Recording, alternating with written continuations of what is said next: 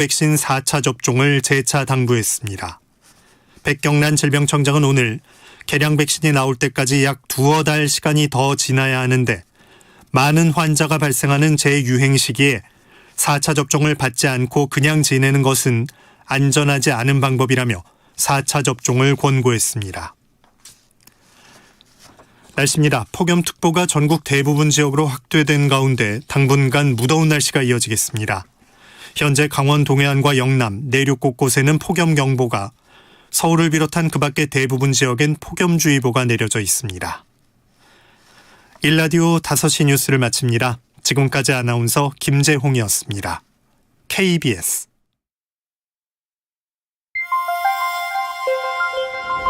대한민국 중심 채널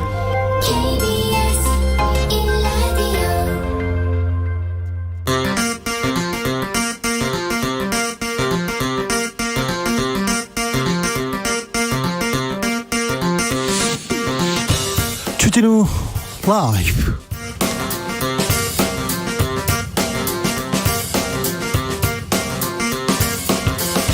(2022년 8월 4일) 목요일입니다. 안녕하십니까, 주진우입니다. 여름 휴가 때문인가요? 외교적 포석인가요? 윤석열 대통령 펠로시 미 하원 의장과 만남 대신 전화 통화 택했습니다. 국익을 총체적으로 고려한 선택이라고 했습니다. 유승민 전 의원 연극 보고 뒤풀이까지 하면서 펠로시 의장 왜 안 만나나 정면 비판했습니다.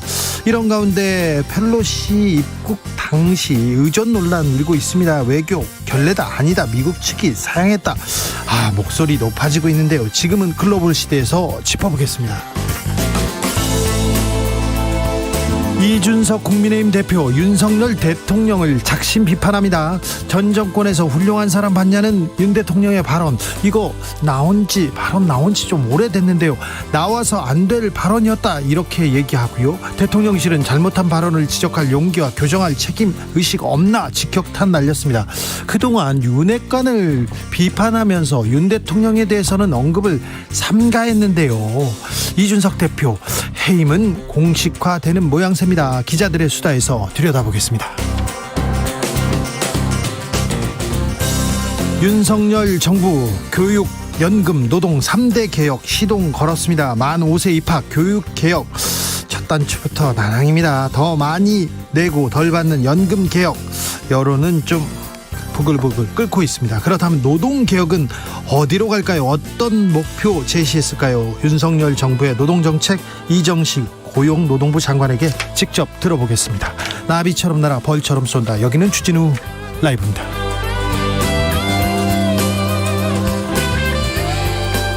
오늘도 자중자애, 겸손하고 진정성 있게 여러분과 함께 하겠습니다. 목요일입니다. 어디서 주진우 라이브 함께하고 계십니까? TV를 보면요, 신문 보면요, 뉴스 쏟아집니다. 근데 뉴스 보면요, 힘들어요, 더워요, 짜증나요, 그런 분들 많습니다. 뉴스를 전하는 사람으로서 안타깝습니다.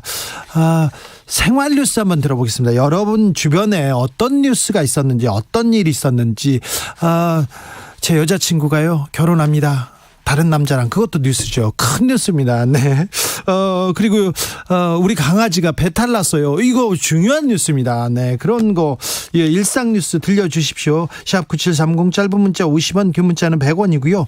콩으로 보내시면 무료입니다. 그럼 주진우 라이브 시작하겠습니다.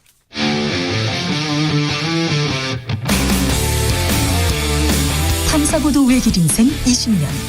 주 기자가 제일 싫어하는 것은?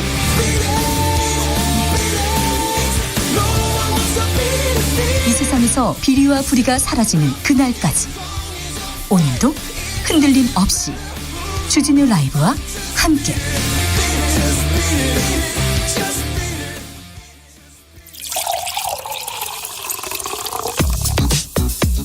진짜 중요한 뉴스만 쭉 뽑아냈습니다. 주스 정상근 기자, 어서 오세요. 네, 안녕하십니까. 낸시 펠로시 미국 하원 의장이 어제 방한했습니다. 네, 미국 의전 서열 3위 이 낸시 펠로시 미국 하원 의장이 어젯밤 전용기를 통해서 경기도 오산 미군 기지에 도착했습니다. 네. 펠로시 의장은 서울 모처에 마련된 숙소에 여장을 풀었고요. 오늘 공식 방한 일정을 소화했고 오늘 일본으로 갑니다. 네. 미국 하원 의장의 방한은 1997년 이후 25년 만인데요. 오늘 펠로시 의장은 김진표 국회의장과 만났고 두 입법부 수장은 국민들이 체감할 수 있는 강력하고 확장된 대북 억지력을 바탕으로 국제 협력 및 외교적 대화를 통해 실질적인 비핵화, 평화 정착을 위한 양국 정부의 노력을 지원해 나가기로 했다라고 밝혔습니다. 휴가 중인 윤석열 대통령 펠로시 의장과 만난다, 안 만난다, 만난다, 안 만난다. 보도 계속 바뀌었습니다. 어떻게 됐습니까? 네, 윤석열 대통령과 낸시 펠로시 하원 의장이 전화 통화를 했습니다. 네. 40여 분간 통화를 했다라고 하고요. 네. 윤석열 대통령은 한미 간 포괄적인 전략 동맹 발전을 위해 앞으로도 변함없는 성원을 보내달라 이렇게 당부했고, 이 펠로시 의장은 한미 동맹의 중요성이 더 커지고 있다라며 미 의회 차원에서도 적극 노력하겠다라고 화답했습니다. 그런데 말씀하신 대로 이 과정에서 계속 혼선이 이어졌습니다. 어제 대통령실 관계자가 대통령 휴가 일정 때문에 면담이 잡히지 않았다 이렇게 밝혔는데요. 하지만 그날 오후 한때 두 사람이 만남을 조율 중이다 이런 보도가 나오자 대통령실에서는 그 예정된 지방 일정이 취소되면서 다시 조율 중이다라는 입장을 밝혔습니다. 대통령실에서 그러다가 또 다른 얘기했죠? 네, 그러다가 또 만남을 조율한 적 없다라는 이 전혀 다른 상황이 계속해서 공지가 됐습니다. 결국 전화 통화했어요. 네. 그런데 국익을 고려해서 잘 판단했겠죠. 그런데 여당이든 야당이든 다 비판합니다. 네, 박홍근 민주당 원내대표는 외교 관계에서 있을 수 없는 아마추어들의 창피한 국정 운영이다라고 비판했고요. 유승민 전 국민의힘 의원은 이 동맹국 미국의 의회 1인자가 방한하는데 대통령이 만나지 않는 것은 이해할 수 없다라고 비판하기도 했습니다. 그런데 이해할 수 없는 일이 또 있어요. 펠로시 의장이 대만 갔을 때는 탑스타가 대만에 온 것처럼 굉장히 환영을 받았는데 우리나라 왔을 때는 아무도 마중 나가지 않았습니까? 네, 어제 오후 낸시 펠로시 하원 의장이 입국했을 당시 국내 의전 인력이 아무도 나가지 않았습니다. 이를 두고 국민의힘은 낸시 펠로시 하원 의장의 파트너인 국회에서 의전산 결례를 했다 이렇게 비판을 했는데요. 네. 이 반면 국회 측에서는 의전을 나가지 않기로 펠로시 의장 측과 이 사전 협의를 한 것이다 이렇게 해명했습니다. 이거 외교부나 뭐 대통령실에서 그래도 가봐야 되는 거 아니었나요? 네, 대통령실에서는 이 펠로시 의장의 이 파트너는 이제 국회다 이렇게 얘기를 했는데요. 네. 다만 국회 의전팀이 마중을 나가려 했는데 미국에서 안 와도 된다라고 해서 그렇게 된 것으로 알고 있다 이렇게 밝혔습니다. 아무튼 손님이 오면 우리는 환대하고 친절하게 대하는 그런 또 특성을 가지고 있는 민족인데요. 이 부분은 또 어떻게 영향을 미칠지 지금은 글로벌 시대에서 자세히 나눠보겠습니다. 어제 윤석열 대통령이 휴가 중인데 어제 신임 홍보 비서관을 임명했어요. 네, 윤석열 대통령실 신임 홍보기획비서관에 이기정 전 YTN 선임 기자가 어제 임명이 됐는데요. 네, 이기정 YTN 기자가 며칠 전까지는 YTN에 있다가 이렇게 가셨죠? 네, 그렇습니다. 언론계 선배라고 해야 되나요? 언론계 인사인데 저는 모르는 분이세요. 네, 전혀 모르는 사람이니까 어떤 일을 했는지 정치부장도 하고 그러셨어요. 그런데 김건희 여사하고는 좀 잘하는 것 같습니다. 네, 과거 김건희 여사와 친분이 있는 인사들과 문화예술단체 활동을 함께한 것으로 드러났습니다. 네. 이기정 비서관은 YTN 국장으로 있던 지난 2021년 대한민국 장애인 국제무용제 조직위원회 조직위원으로 활동을 했는데요. 이 조직위원회가 이기정 비서관을 비롯해서 14명의 위원들로 구성이 됐는데 이 중에 이 김건희 여사 팬클럽 회장이었던 강신업 변호사가 있었고요. 네. 또 코바나 컨텐츠 전무인 김량영 충남대 무용학과 겸임 교수가 있었습니다. 지난번에 봉화마을 갔을 때 그 문제 비선 논란 이 부분 아닙니까? 네, 맞습니다. 이런 정황을 근거로 이 민주당 등 야권에서는 이기정 비서관 임명에 이른바 김건희 라인이 개입한 거 아니냐라는 의혹을 제기하고 있는데요. 이기정 비서관은 개인적으로 이 개인적 관심으로 장애인 무용제 조직위원으로 활동했고 강신업 변호사는 그 이전부터 원래 알고 지내던 사이고 김량영 교수는 지금까지 일면식도 없었다 이렇게 해명을 했습니다. 김건희 여사는요? 다만 김건희 여사에 대해서는 35년간 기자 생활을 하면서 김건희 여사도 알고 있었고 윤석열 대통령과도 인연은 있었다라고 말했습니다. 대통령이 휴가 중인데 인사를 한 명 했습니다. 공적인 일을 한 번 했는데 홍보 비서관을 이렇게 임명했어요. 지금 민생 경제 뭐 어렵다는데 지금 홍보가 홍보가 모자란다. 홍보를 못해서 그런다. 지금 뭐 잘하고 있는데 홍보 때문이다. 이렇게 생각해서 지금 이분을 이렇게 임명한 거 아닌가. 이렇게 해석할 수 있고요. 그것도 김건희 여사 쪽 사람을 또 임명했다. 이런 얘기를 들을 수밖에 없는 일인데 이거 정무적으로 좀 판단을 해야 될 것 같습니다. 국민은 어떻게 보고 이 인사를 어떻게 볼지 어떻게 해석할지 언론 장악 얘기가 지난주까지 계속 나왔는데 이거 언론 때문에 지금 우리가 못하는 걸로 보여. 지지율 떨어지는 것으로 보여. 그래서 그쪽으로 지금 계속 생각하고 있는 건지 이렇게 해석될 수밖에 없는 그런 상황입니다. 왜 이런 인사가 됐을까요? 자세하게 저희가 분석해 보겠습니다. 김건희 여사 얘기가 또 나오네요. 용산 대통령실 청사 리모델링 공정 일부를 맡았던 회사가 건진법사재단에 돈을 냈다고요? 네, 해당 업체 이름이 히림 종합건축사무소인데요.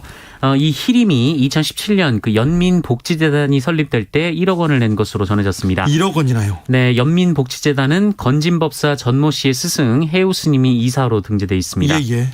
히림은 시가총액 1229억 원의 코스닥 상장사이자 중견 기업인데요. 예. 지난 4월 행정안전부가 발주한 용산청사 리모델링 공사의 설계, 감리 용역을 수의계약으로 수주한 바 있습니다. 대통령실 주변에선 수의계약이 있어요. 그럴 수도 있는데요. 네, 그리고 이 김건희 여사가 운영했던 코바나 컨텐츠 주간 전시에 지난 2015년부터 3차례 후원한 전력이 있습니다. 대통령실은 당시 이 히림의 공사 수주 그리고 코바나 컨텐츠 후원은 상관이 없다 이렇게 해명을 했었는데 여기에 건진법사까지 얽혀 들어간 상황입니다. 네. 또 히림이 이 코바나 컨텐츠를 후원하던 그 시기와 연민복지재단에 돈을 준 시기도 일치하는 것으로 전해졌습니다. 대통령실에서 이 부분에 대해서는 명확히 해명하고 특단의 대책 내놓아야 될 것 같은데요. 네, 그러나 강승규 대통령실 시민사회수석은 오늘 YTN 라디오에 출연해서 건진법사가 윤석열 대통령 부부와의 친분을 과시하며 이권에 개입했다라는 의혹에 대한 질문을 받고 어떤 정부든 어떤 선거에서든 나타나는 현상이라는 말을 했습니다. 어떤 정부든 어떤 선거에서든 나타나는 현상이라고요? 네, 그러면서 실질적인 문제가 어떤 것이고 그것이 어떤 결과를 가져왔는지 위험성이 있는지 등을 파악해서 그에 따라 처리가 될 것이다. 이렇게 설명을 했습니다. 또한 박순애 사회부 총리 등을 경질해야 한다라는 야권의 주장에 대해 야당에서 그분들을 찍었다면 그분들이 야당이 싫어하는 개혁 과제를 하고 있었던 것이다라고 말하기도 했고요. 또 지지율 하락에 대해서는 대통령 임기 초기에 여러 개혁 과제들을 바로잡고 국정 과제를 수립하는 과정에서 안팎의 논란이 있을 수 있었다라고 말했습니다. 홍보수석도 그랬는데 대통령실 강승규 시민사회수석 전혀 국민의 민심을 국민의 생각을 읽지 않고 있는 것 같습니다. 어떤 정부든 어떤 선거에서든 이런 일이 있었다고요? 그래서 국민들이 옛날에도 있고 지금도 있는데 그런데 그냥 문제 제기하는 거라고요? 대통령실 주변에 어떠한 이권 개입도 없도록 특단의 대책을 내놓고 어떤 문제도 없도록 만들겠다 이렇게 얘기하든지 건진법사 누가 뭘 대통령을 파는 행위 영부인을 김건희 여사를 파는 행위 전혀 용납할 수 없게 엄벌하겠다 그런 얘기를 조금 하시면 안 될까요? 말이라도 그래야 이제 국민들이 좀 발본색거나 하고는구나 그 주변에 이권 개입 막는구나 이런 얘기를 하지 어떤 정부든 어떤 선거에든 있었어요 이렇게 얘기하면 수석님 수석답지 않은 발언입니다. 네, 조금 문제가 있어 보여요. 좀 국민들이 걱정하고 있어요. 좀 민생 경제 챙겨달라고 일해달라고 걱정하고 있는데 이런 발언 도움이 안 되는 것 같습니다. 권성동 원내대표가 비대위원장 임명에 대해서 입장을 밝혔네요. 네, 국민의힘 권성동 원내대표는 오늘 비상대책위원장 선임과 관련해서 아직 의견을 수렴하는 중이다라고 확답하지 않았습니다. 네. 권성동 대행은 오늘 당내 3선 의원 일부와 오찬을 하면서 비대위 문제를 포함해서 당내 상황에 대한 의견을 수렴했다고 합니다. 네, 알겠습니다. 비대위 둘러싼 논란 국민의힘에서 점점 커지고 있습니다. 반발하는 사람들도 늘고 있어요? 네, 국민의힘 조혜진, 하태경 의원이 오늘 국회에서 기자회견을 열고 이준석 대표의 권리를 기정사실로 하는 비상대책위원회 전안에 반발하며 이준석 대표의 복귀가 가능한 내용의 당원 개정안을 제안했습니다. 당원 개정안을 제안했어요. 그리고는 오세훈 시장도 좀 비판의 목소리를 내기 시작했고요. 이준석 대표 윤핵관을 비판했지만 윤석열 대통령한테는 전혀 언급하지 않았는데 예전에 발언을 들고 지금 비판하기 시작했고 국민의힘에서 조금 내분 내진이 계속될 것 같습니다. 이 부분이 또 국정의 발목을 좀 잡을 가능성도 큰데 어떻게 수습하는지 지켜보겠습니다. 휴가 이후에 대통령이 어떤 좀 보관을 가지고 나오겠죠. 민주당은 이재명 의원 관련 보도가 많네요. 네, 민주당 유력 당대표 후보인 이재명 의원과 관련해서는 이 부인 김혜경 씨의 법인카드 사용 수사가 이어지고 있다는 보도가 쏟아졌습니다. 여러 수사가 있지만 법인카드 이 내용 제일 먼저 좀 시작됐습니다. 네, 먼저 경찰은 이 논란의 핵심 인물인 김혜경 씨의 수행비서 배모 씨를 어제 불러서 조사한 것으로 알려졌습니다. 예. 여기에 얼마 전 경찰 조사를 받다가 숨진 참고인이 아무 관련이 없다라는 이재명 의원의 해명과는 달리 네. 지난 대선 경선 과정에서 김혜경 씨 수행팀 일원으로 활동하며 금전적 대가를 받은 걸로 파악됐다. 이런 보도도 나왔습니다. 네, 선관위에 그렇게 신고했다고 하죠. 이에 대해 이재명 의원은 고인은 배우자실에 선행 차량을 운전했고 이 정치자금법에 따라 적법하게 계약을 하고 단순 노무인 차량 운전 업무에 대한 수당을 받았다라고 밝혔습니다. 배우자 차량의 기사다 이런 보도가 나왔는데 배우자 차량이 아니라 배우자 차량의 선행 차량의 기사다 이렇게 얘기했습니까? 네. 네, 알겠습니다. 지금 김혜경 여사 그리고 또 아들에 대한 소환 얘기도 나오고 계속 이 검찰 수사가 아니죠. 경찰 수사는 속도를 냅니다. 이재명 의원은 뭐라고 합니까? 네, 이재명 의원은 오늘 제주 상공회의소에서 열린 당원 및 지지자들과의 간담회에서 이 모든 영역에서 모든 방향에서 본인을 향한 최대치의 공격이 이뤄지고 있다라며 본인도 인간이라 가끔 지치기도 한다라고 했습니다. 네. 검경의 전방위적 수사와 여권의 공세는 물론 이 민주당 내에서도 이른바 사법 리스크를 부각한 것을 지적한 것으로 보이는데요. 이재명 의원은 전쟁터로 끌려나온 가족을 생각하면 내가 왜 여기까지 왔을까 하는 생각이 할 때도 있다라면서 너무 빨리 그리고 너무 멀리 왔다는 생각도 든다 이렇게 말하게 됐습니다. 너무 빨리 너무 멀리 왔다는 생각도 든다. 네.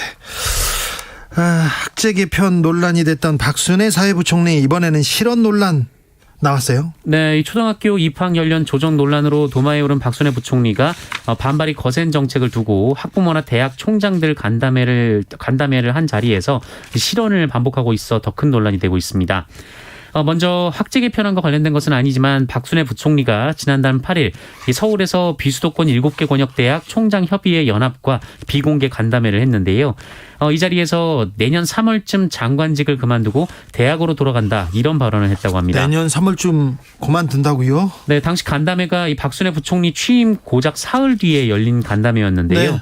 윤석열 대통령의 지시사항이었던 이 반도체 인력 양성을 위해 수도권 반도체 학과 증원에 나서자 이를 반대하는 지방대학 총장들의 의견을 듣기 위해 마련된 이 중요한 자리였다라고 합니다. 내년 3월쯤 그만두고 그냥 들어가시면 학기 그냥 시작하시면 되겠다 이렇게 생각하셨나요? 네.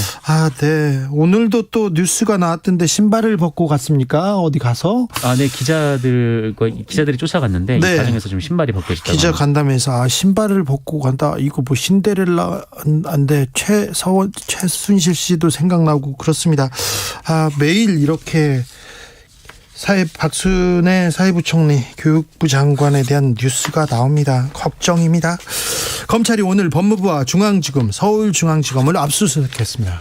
네, 윤석열 대통령이 검찰총장이던 시절 윤석열 대통령 당시 검찰총장을 이른바 찍어내기 하기 위해 감찰을 했다. 이런 의혹을 받고 있는 이성윤 법무연수원 연구위원, 이 박은정 전 수원지검 성남시청장 수사 관련해서 서울중앙지검이 오늘 법무부 감찰 담당관실 그리고 중앙지검 기록관리과를 압수수색하고 있습니다. 근데 이 사안에 대해서는 검찰이 한번 수사하고 무혐의로 끝내지 않았습니까? 네, 그렇습니다. 서울중앙지검은 당시 고발 사건에 대해서 법 위반이 불명확하다며 무죄로 판단을 했는데요. 네. 하지만 이 당시 고발을 했던 이 한반도 인권과 통일을 위한 변호사 모임 이 한변에서 항고를 했고요. 예. 서울고검이 이 재기 수사를 명령하면서 중앙지검이 다시 수사를 진행 중인 상황입니다.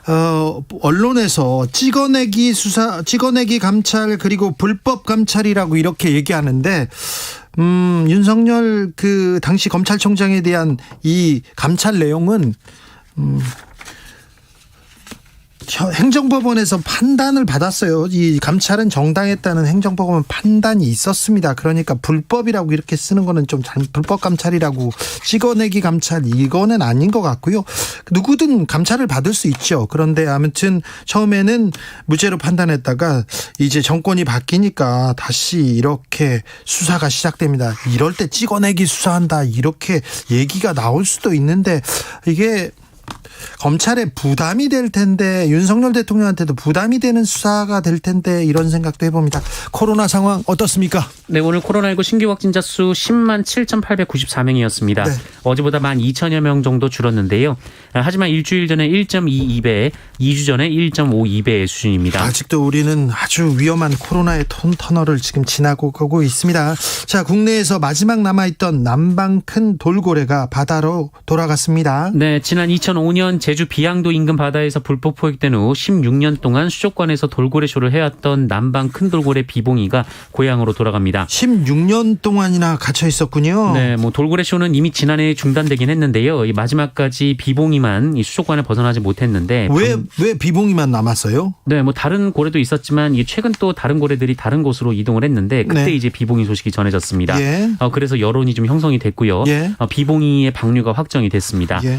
비봉이는 오늘 방류가 됐습니다만 바로 고향으로 가지는 않고요. 이 제주도 앞바다 가두리 훈련장에서 야생 적응 훈련을 거친 뒤 바다로 보내질 예정이라고 합니다. 다행입니다. 네, 그동안 제주 바다에서 불법 포획됐다가 고향 바다로 돌아간 돌고래가 모두 7마리라고 하는데요. 네, 잘 살고 있어요? 네, 제도리와 삼파리, 춘삼이, 태산이, 복순이는 새끼를 낳고 야생에 순조롭게 적응한 것으로 확인됐는데 다행이네요. 지난 2017년 방류된 금등이 그리고 대포는 생사가 확인되지 않고 있는 상황이라고 합니다. 아이고, 금등이 대포도 좀 건강하게 잘 있어야 되는데요. 제도리, 삼파리, 춘삼이, 태산이, 복순이 다 잘 살고 있어야 되는데, 비봉이도 무사하게 이렇게 야생교육, 야생 적응훈련 잘 받고 이렇게 바다로 잘 갔으면 좋겠습니다. 주스 정상근 기자 함께했습니다. 감사합니다. 고맙습니다. 여러분의 일상 뉴스 들려주십시오 물어봤습니다. 7315님, 제가 한글 가르친 학생이 10일간 방학 기간이었는데요. 안 잊어버리고 읽어서 너무 기분 좋았어요. 저에게 감사드리는 말도 해줘서 눈물이 핑 돌았어요. 그래요. 네, 학생들이 10일간 방학 동안 다 까먹을까봐 걱정하셨군요. 네, 네. 잘했네요. 잘했어요. 2178님, 저 조그만 출판사 취직할 것 같아요. 면접 보러 오래요. 검색해보니까 자그마치 59분 걸리는데요. 그래도 합격하면 가려고요. 네, 그렇죠. 네, 축하드려요. 네, 먼저 축하드립니다. 7589님, 휴가 중이라 처음으로 라디오에 문자 보내는데 치킨 받았어요. 올해 운 다 쓴 것 같아요. 네, 이게 무슨 말이죠? 치킨 어디에서 받았다는 거죠? 라디오에서. 네. 최영일의 시사본부처럼 주진우 라이브도 제 문자 소개해 주세요. 소개했습니다. 네. 즐거운 뉴스죠? 8993님께서 긴급 뉴스입니다. 저 내일부터 휴가 갑니다. 휴가 가서도 주라 듣겠습니다. 이거 중요한 뉴스입니다. 긴급 뉴스. 네. 6854님, 저 코로나 걸렸습니다. 2년 반 개인 방역 철저히 하면서 안 걸리고 잘 버텼는데 어디서 어떻게 걸린지도 모르게 걸려버렸어요. 머리랑 목이 너무 아파요. 모두 마음 놓지 말고 조심하면서 건강한 여름 보내세요. 건강뉴스 보건복지부 장관이 좀 말해줬으면 하는 그런 뉴스입니다. 7191님, 10년 동안 잘 버티던 냉장고가 하필 이 더위에 고장이라 새로 샀습니다. 인기 제품이라 3일 만에 도착했는데요. 그래도 새거라 좋아요. 무더위에 배송하신 분들 엄청 고생하셨는데 감사의 말씀 전하고 싶어요. 냉장고 이 냉순이도 오랫동안 버텨줘야 되는데. 네, 아무튼 중요한 뉴스입니다. 집안에. 4831님, 새로운 취미로 등산을 하려고 합니다. 오늘 등산 가방과 등산 스틱 구매했어요. 앞으로 등산복, 등산화 사서 시간 날 때 산 타려고요. 네, 일단 장비, 우리나라 사람들은 장비빨 이거 굉장히 중요합니다. 네, 자, 일단 가방 스틱 샀으니까 네, 열심히 산으로 고고하십시오. 최수영님, 여기는 인천 남동공단입니다. 저희 회사는 다음 주 일주일간 휴가입니다. 15일까지 열흘간 휴가입니다. 15일까지 열흘간. 네, 최수영님, 네, 부럽습니다. 네, 교통정보센터 다녀오겠습니다. 정현정 씨. 네, 목요일 퇴근길입니다. 본격 휴가철이 되면서 이번 주 들어서 차량들이 평일에도 많습니다. 오늘도 종일 사고가 잇따랐는데요. 현재는 퇴근 시간 정체 구간이 더해지면서 도로가 혼잡한 상태입니다. 먼저 경부고속도로인데요. 서울 방향으로 천안 부근에서 밀리기 시작했고요. 안성분기점에서도 천천히 갑니다. 양재에서 반포까지는 항상 밀리는 구간인 만큼 현재도 상황 어렵습니다. 서울 양양고속도로는 서울로 들어오는 차들이 많은데요. 남양주금소에서 강일까지 7km 구간 정체고요. 영동고속도로는 인천으로 향하는 길입니다. 동수원에서 광교터널까지와 북선에서 부곡까지 제속도 못 냅니다. 군자분기점에서 월곶분기점까지 천천히 가고요. 올림픽대로 공항 쪽은 청담대교부터 시작된 정체가 동작대교까지 이어져 있습니다. 이 부분 지나시려면 39분 정도 필요하겠습니다.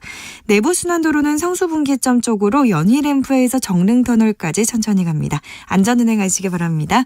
KBS 교통정보센터에서 정현정이었습니다.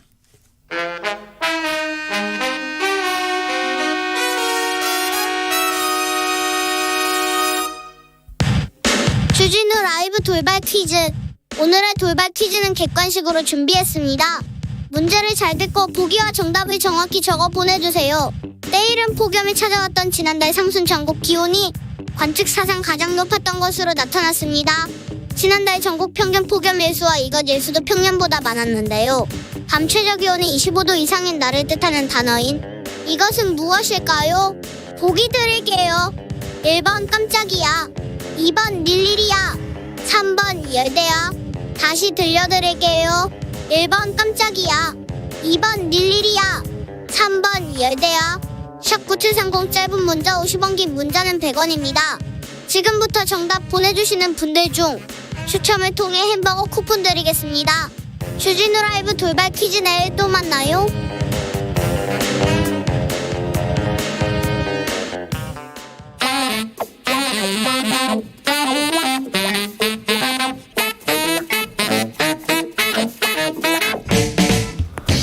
세계는 넓고 이슈는 많다. 우리의 시야를 국제적으로 넓혀보겠습니다. 국내 뉴스, 국제 이슈 다 덤벼라. 지금은 글로벌 시대.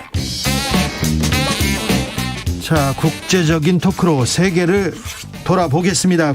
군사 외교 안보 전문가 김종대 전 의원 어서 오세요. 안녕하십니까. 세계적인 평론 스케일 이승원 평론가 어서 오세요. 안녕하세요. 네. 윤석열 대통령 낸시 펠로시 하원 의장과 통화했다고 합니다. 네. 어떻게 보셨어요?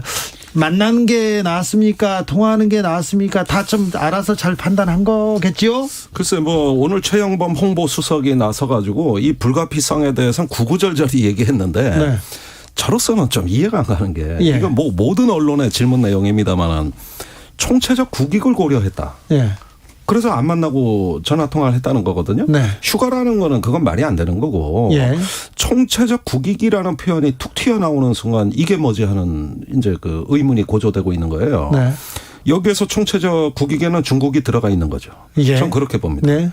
그러면 여태까지 그 중국에 대해서 내질렀던 여러 가지 그 탈중국 또 반중국 발언들 이런 것들에 비하면은 앞뒤가 연결이 안 돼요. 아니 지금껏은 중국을 때렸으니까 이번에는 좀 중국 눈치를 보겠다 이렇게 생각한 거면 그런 고려가 있다면 또 인정해줘야 되는 거 아닙니까? 아니 그러니까 뭐 그래서 완급 조절을 한다고 그렇죠. 하는데 네.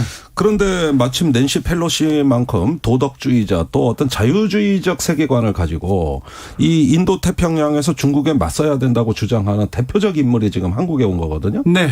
이때는 또 중국을 고려해가지고 전화통화로 대신하고 안 만난다. 네. 이러면 여태까지 했던 말의 신뢰성이 다 사라지는 겁니다. 이게. 조금 그러네요. 예.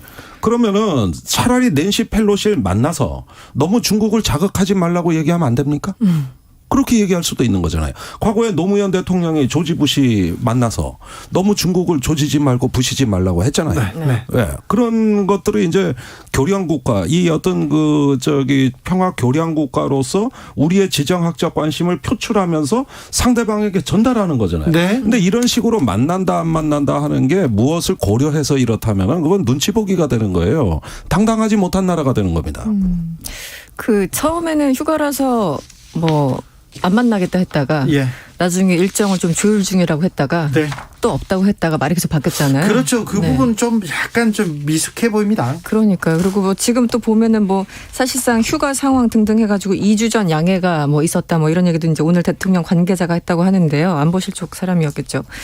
그런데 이 과정 자체가 정말 말 그대로 미숙해 보이고 보통 이게 다른 분들도 아니고 이제 하원 의장이면 사실은 이제 권력 기술적으로는 3위지만 대통령, 부통령 그다음에 하원의장 3위지만 네. 사실상 2위입니다. 대통령 다음에. 그렇죠. 저기 국회라고 할 수 있죠. 의회를 지금 의회에서. 이끌고 있지 않습니까? 지금 상당히 오랜 기간 동안. 그렇습니다. 예? 지금 이 펠로시 하원 의장, 그러니까 하원 의장이라는 그 정치적 무게를 본다면 사실 다른 나라만 보셔도 지금 이게 얼마나 언밸런스한지 알 수 있을 텐데 싱가포르 갔다가 말레이시아 갔다가 지금 대만 찍고 우리나라 뭐 그리고 일본 이제 갑니다. 일본 간다는 거지 않습니까?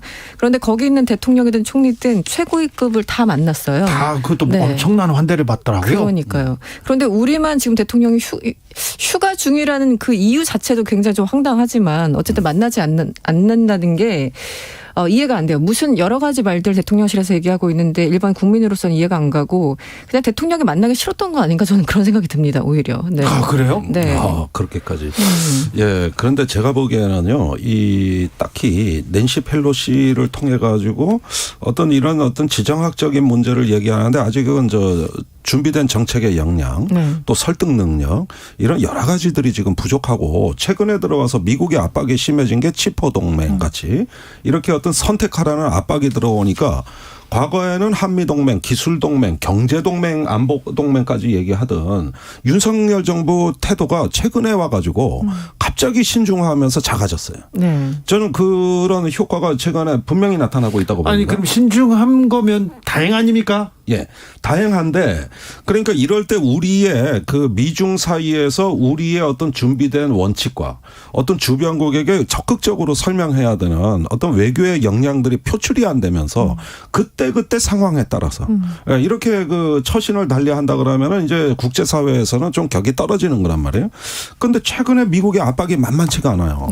계속 청구서가 날라옵니다. 예. 예, 이런 상황에서 그동안 한미동맹에 올인을 하고 한미일 협력을 외치던 정부의 말들이 갑자기 요즘 와서 작아진 이유가 뭐냐. 거기에다가 낸시 펠로시 만남도 회피하는 이런 상황으로 간 것이 이게 정책의 변화냐 아니면은 기존 정책에 대한 속도 조절이냐 이런 부분이 명확치가 않다는 거예요. 투명하지가 않아요. 제가 왜 대통령이 제가 조금 전에 만나기 싫었던 거 아닌가라고 네. 표현을 하는데 저는 그게 특별히 과정이라고 생각하지 않고요. 예. 지금 의원님 말씀하시는 회피라는 단어가 그렇죠. 정확할 수 있잖아요. 회피라는 단어가 꽂힙니다. 네네. 왜냐하면 지금 치폰이 반도체 이제 군사안보 동맹에서 경제안보 동맹 이제 가치안보 가치 동맹까지 쭉 이제 단계별로 가는 거 아니겠습니까? 그런데 지금 치포에 대해서 어떻게 할 것인가 우리 정부가 아직 확실하게 답변을 준비하지 않은 상태. 지금 준비 중이겠죠. 지금 그렇고.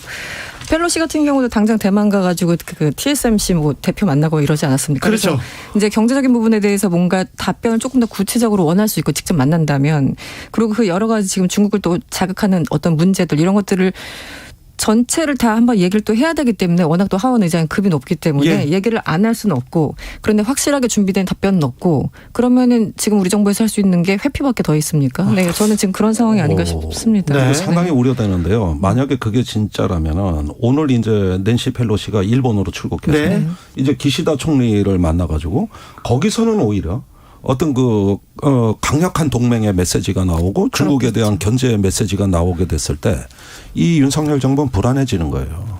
이 회피를 해가지고 우리는 스킵하고 일본 가가지고 그런 모양이 이제 굉장히 강경하게 나왔을 때 이때 되면은 또 거꾸로 이제부터는 우리가 초조해지기 시작하는 거예요.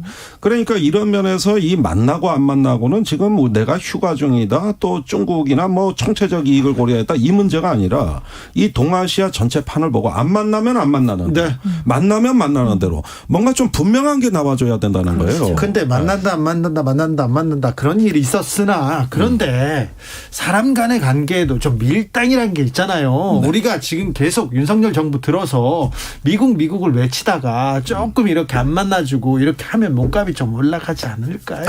네. 그랬으면 저도 그렇게 좋겠는데요. 전략적으로. 네. 네. 과연 그럴지 모르겠네요. 그래요? 이거는 이렇게 오늘 더운데 시원시원한 패널분들 잘 나오셨네요. 얘기합니다. 윤석열 대통령 이번에 펠로시 하원의장 일행의 방문이 한미 간 대북 억지력의 징표가 될 것이다. 이런 메시지를 내놨습니다. 네.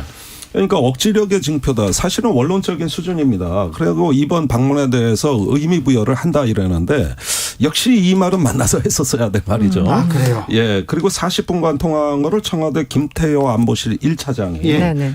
브리핑을 했는데 사실 보니까 현안에 대한 이야기가 아니라 어떤 동맹에 대한 어떤 큰 원칙과 방향 예. 이런 차원에서의 이야기가 주종을 이루고 있고 당장의 어떤 현안 문제 해결에 대해서 어떤 민감한 주제에 대해서는 다루질 않았습니다.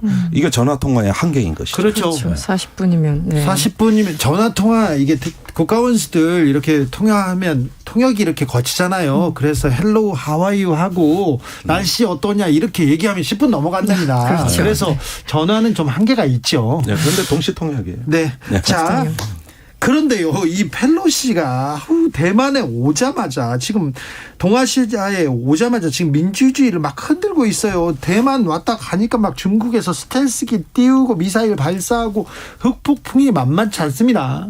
예, 지금 양상을 보면은 그 대만 해협에서 중국 본토와 대만 사이의 중간 수역에다가 네. 실탄 사격 훈련을 실시했습니다. 예. 오늘 오후에 한 거예요. 이거는 금문도를 대량으로 폭격한 1950년대 이후로 처음 있는 일입니다. 70년 만에. 70년. 예, 거의 70년. 예, 처음 있는 일이고, 그 다음에 그 북쪽 수역에서 이제 그 기동훈련이 예상돼 있고, 그 다음에 그 방공식별구역은 침범은 기본이고, 네. 이렇게 해서 대만 섬의 주변 해역에서 전부 군사훈련을 하는 거거든요. 지금 포위하고 봉쇄하고 막 그 주변을 막 넘나들고 있다면서요. 그러니까 지금까지 중국이 대만을 군사적으로 압박하는 무력 시위라고 하면 네. 방공식별구역 침범 하나밖에 없었습니다. 횟수가 증가했을 뿐이지 네. 그 외에는 존재하지 않아요. 그런데 지금은 그런 수준이 아니라 실탄 사격 훈련, 무력 시위 비행, 그다음에 주변 해역에 대한 봉쇄를 암시하는 이런 어떤 압박과 포위 전략으로 나가는 거를 실제 보여준다는 거죠. 그것도 하루만 보여주는 게 아니라 7일부터 12일까지 계속한다는 거예요. 그리고 이미 그 인근의 그 민항기 그 운항이 중지가 속출하고 있습니다. 네. 지금 아시아나 대한항공 대만판 다 결항됐습니다. 그러니까 이거 네. 참 이거 경제에도 지금 미치는 영향이 클 것 같은데요. 그러니까 이것이 제가 보기에는 그 우크라이나 전쟁 때 푸틴을 지속적으로 화나게 했잖아요. 예. 우크라이나하고 나토가 공동 군사 훈련하고, 네. 그다음에 나토 가입 시사하고, 네. 우크라이나는 핵무장하겠다고 공언하고, 조롱하고. 이러면서 계속 푸틴의 그 인내력을 시험해 왔다고요. 그런데 지금 똑같은 일이 아시아에서 벌어지고 있어요. 계속 그 시진핑의 인내력을 시험하는 듯하고 또 시진핑은 뭔가 보여주지 않으면 내가 위신이 추락한다고 보면서 막 즉각 뭔가 대응책을 내놔야 되는 이런 상황으로 다 몰려가고 있는 거거든요. 치킨 게임이죠. 그러니까 이런 측면에서 이번에 낸시의 방문이 초래하는 이후의 후과는 방문은 짧았으나 그 이후에 그 파장은 길다. 네.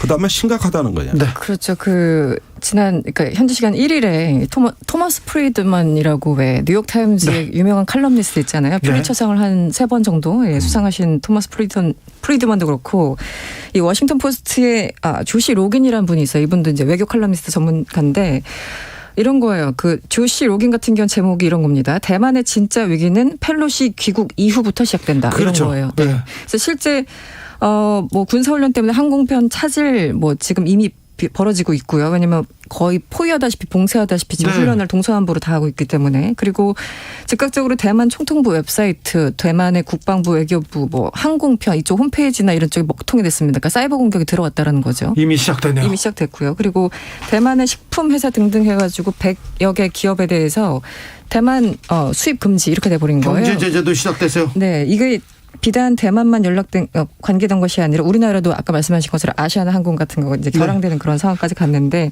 지금 논쟁이 엄청납니다. 그 토마스 프리드만 같은 경우는 낸시 펠로시에 대해서 굉장히 부정적이에요. 이번 대만 방문에 대해서. 네. 한마디로 당신 하루 기분 좋으려고 전체 안보 상황을 흔들고 있냐라는 게 공통된 의견입니다. 그러니까 동아시아 네. 지금 판을 지금 흔들고 있어요. 그러니까요. 그러니까 지금 미국 같은 경우는 중간 선거를 앞두고 있어가지고 이게 공화당의 어떤 눈치가 있기 때문에 안 갈 수도 없었고 네. 또 가고자 한다면 지금 지금 같은 어떤 그런 역풍이 부는 그런 상황이 되고 그래서 백악관 같은 경우도 굉장히 딜레마 상황이었는데 한마디로 펠로시를 말리지 못한 것 같아요. 제가 예. 보기에는. 예. 왜냐하면 바이든 대통령이 며칠 전이었죠. 하지 말라고 그랬죠. 네네.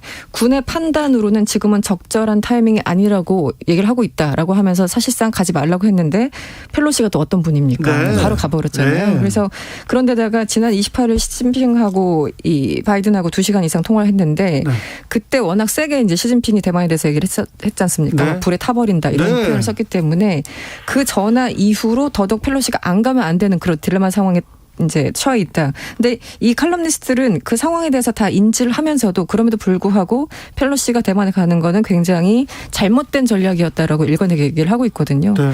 네, 그래서 지금 논란이 계속 되고 있는 것 같습니다. 동아시아에 네. 이렇게 긴장이 고조되면 우리 같은 상황은 조금 영향을 많이 받잖아요. 지금 많이 받게 돼 있습니다. 당장 8월에 한미연합 군사훈련이 예정돼 있고 네. 북한의 반발이 저는 유례 없이 세다고 봐요.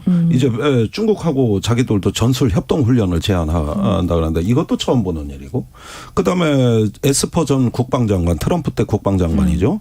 7월에 미국의 소리 방송에서 뭐라 그랬습니까? 대만 해협 위기에 한국과 일본은 연루될 수밖에 없다. 네. 예. 주일미군과 주한미군이 동원될 것이고 그렇죠. 한국과 일본은 참전을 하든지 경제 지원을 하든지 뭐든 하게 돼 있다. 이렇게 못을 박아버렸어요. 그러니까 지금 이 동아시아의 분쟁의 양상을 보면은 하나의 열점에서 네. 어떤 충돌이 발생하면은 인근으로 도미노처럼 확산되는 구조로 이미 나가고 있는 상황인데 때마침 8월에 우리 한미연합 군사훈련 네.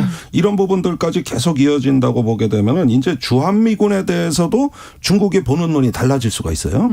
자, 이런 가능성에서 우리 주변 정세가 매우 불확실성이 고조가 되면 안보 비용이 증가하는 거거든요. 이런 면에서 이 중국을 우리 안보 자산으로 그동안 활용해왔던 네. 이제까지의 과정이 여기서 종말을 고하고 네.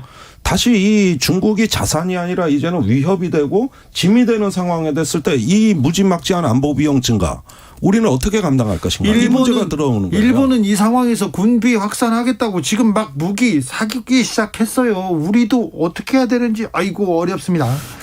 지금 조금 더 설명을 드리면 이 타이밍이 지금 안 좋다고 이 칼럼니스트들이 주구장창 얘기를 하는 이유가 당장 가을에 20차 이제 공산당 대회를 하지 않습니까? 중국에서. 그래서 네. 3연임이 결정이 됩니다. 시진핑. 그래서 네. 이제 장기적으로 집권을 하려고 하는 그 중요한 결정이 이제 가을에 결정이 되고. 독재자의 길로 갑니다. 그렇죠. 그리고 최근에 이제 경제가 예전에 뭐 7, 8%씩 막 성장하다가 최근에 5.5%인가요? 그러니까 경제 성장도 굉장히 예상치가 굉장히 밑돌고 있는 그런 상황이지 않습니까? 네. 그래서 이제 경제적으로도 중국이 굉장히 안 좋고 저번에 코로나 때 주민들을 심하게 봉쇄했잖아요. 예. 도시 전체를 봉쇄하고 그래서 이 코로나 이후에 중국 그 인민들의 어떤 시진핑에 대한 지도부에 대한 불만이 굉장히 높아져 있고 예, 예. 이 여러 가지 상황 때문에 중국이 굉장히 안 좋습니다. 네. 그런 상황에서 펠로시가 대만을 가면은 중국으로서는 기회인 거예요. 오히려 그걸, 시진핑한테도 그렇죠. 그렇죠. 빌미를 네. 줄 수 있다라는 거. 그래서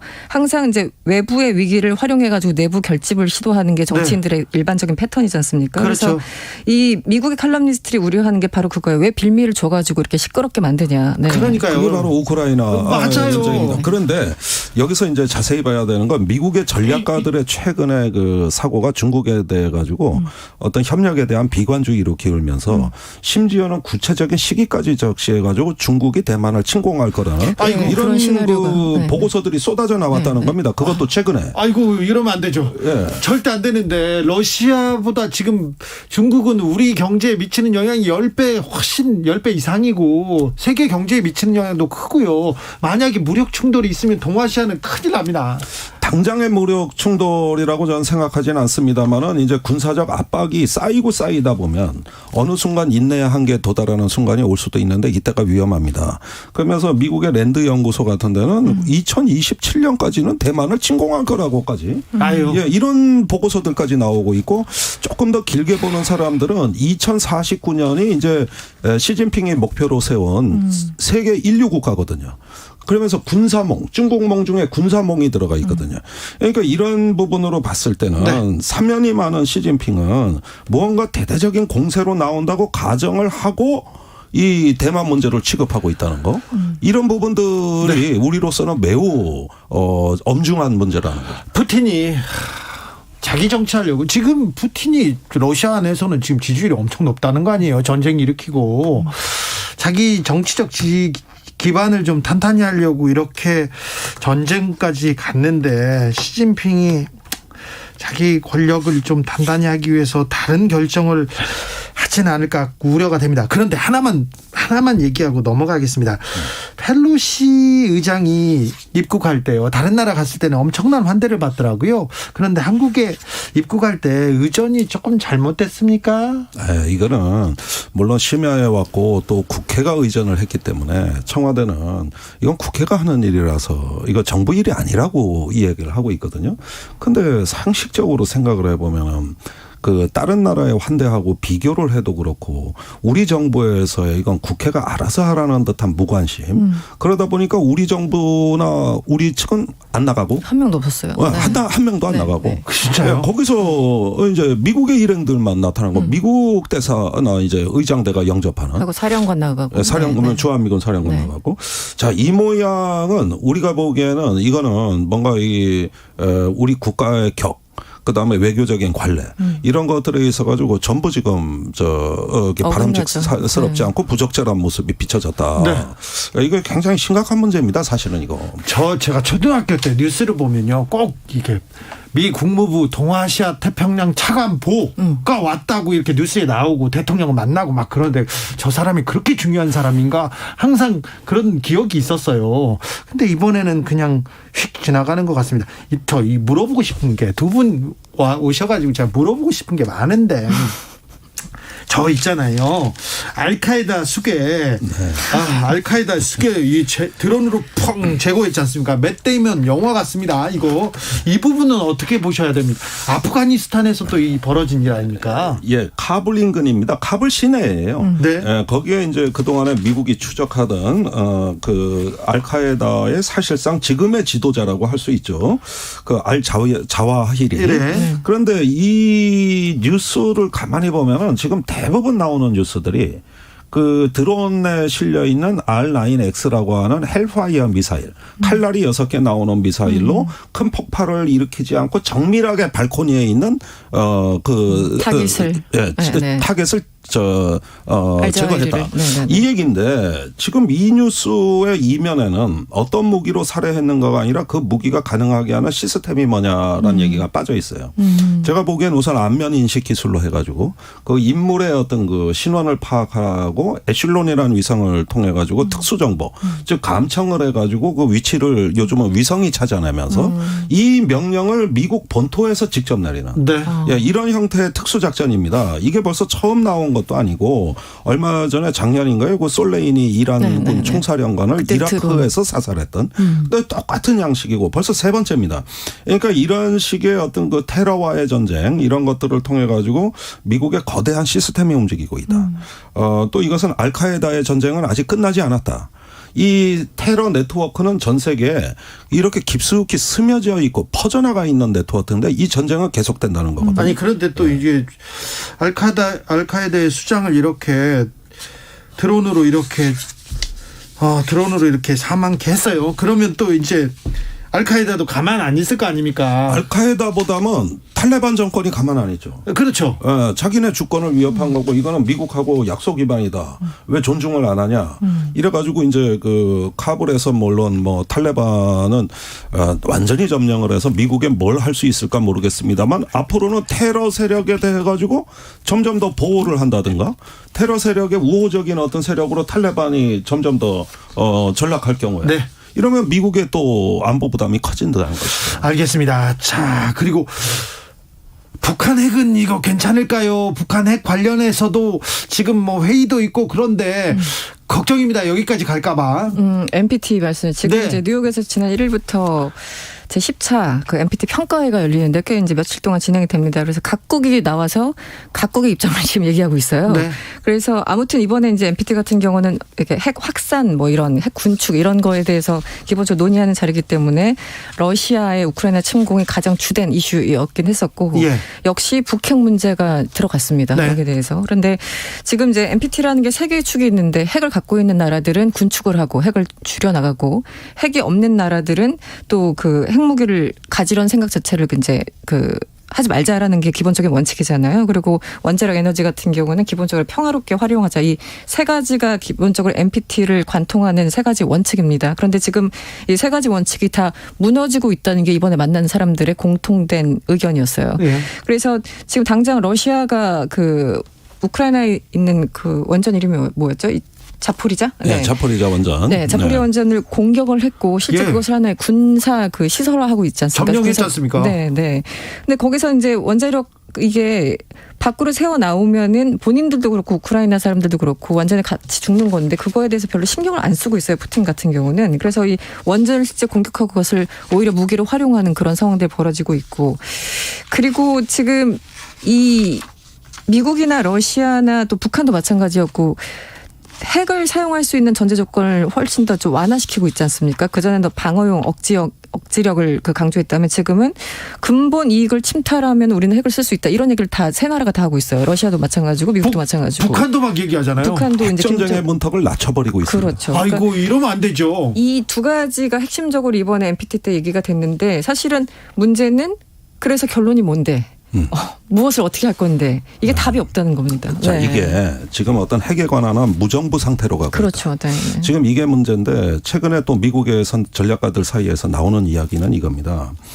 세계의 군비 통제 모델은 과거에 미국과 소련이 체결한 거예요. 예. 전략무기 감축 협정, 전략무기 제한 협정, 네. ABM 조약이라고 하는 미사일 방어 체계 금지, 요격 체계 반대 협정, INF 중거리 미사일 금지 협정, 전부 미국과 당시 러시아가 맺은 건데 이 규범의 기반 체계가 다 흔들리고 있는 거예요. 지금요. 그리고 중국은 빠져 있어요. 예. 그러니까 차라리 이번 아프가니스탄 또 우크라이나 전쟁을 보면서 이제는 미국, 러시아, 중국까지 포함한 새로운 국제의 어떤 규범 체계를 세우지 않으면 위험해진다. 네. 이렇게 해가지고 이걸 전부 갈아엎어야 된다는 얘기가 나오고 있는 거거든요. 지금 NPT에다가 그동안의 세계의 전략적 안정을 도모해왔던 이런 어떤 규범 체계 중에 지금 남아있는 게 뭐가 있습니까? 그렇죠. 다 깨지고 있어요. 중거리 미사일도 네. 지금 그러니까 이거는 됐죠. 새로운 핵시대, 일본의 방위사 연구소에서 일부 학자들이 얘기하는 새로운 핵시대가 왔다는 거예요. 제4의 핵시대, 즉 옛날에 핵은 쓰지 않음으로써 억제력을 발휘했다면 쓰지 않으면 억제력이 안 된다는 걸로 인식이 전환되고 있다. 이제는 쓸 수 있는 핵무기여야 된다. 이쪽으로 강대국들의 사고가 바뀌고 있고. 참 이거 그렇다면 큰일 났네. 이것은 제4의 핵시대의 출현이라는 거거든요. 네. 예, 그런 시대에 맞는 새로운 규범이 안 나오고 있다는 거예요. 이게 무정부 상태고 NPT 회의에서도 비핵 국가는 핵 국가의 증강, 전술 핵무기 증강하고 있는 네. 거. 그거 어떻게 된 거냐. 이러면서 수직적 핵 확산을 강조하고 반면에 미국이나 러시아 같은 핵 국가들은 핵의 확산, 수평적 핵 확산을 공격하는 겁니다. 네. 포인트가 달라요. 알겠습니다. 5748님 펠로시 영접 사전에 협의된 사항이라는데요. 네, 저희가 마지막에 그 얘기 하려고 했는데 아유 짚어주셨어요. 역시 고품격 정치자였습니다. 김종대, 이승원, 김종대 오늘도 많이 배웠습니다. 감사합니다. 고맙습니다. 어떻게 이렇게 잘하세요?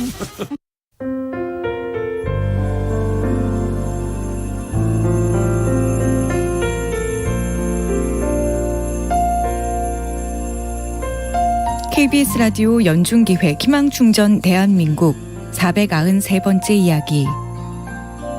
안녕하세요. 아나운서 이현주입니다.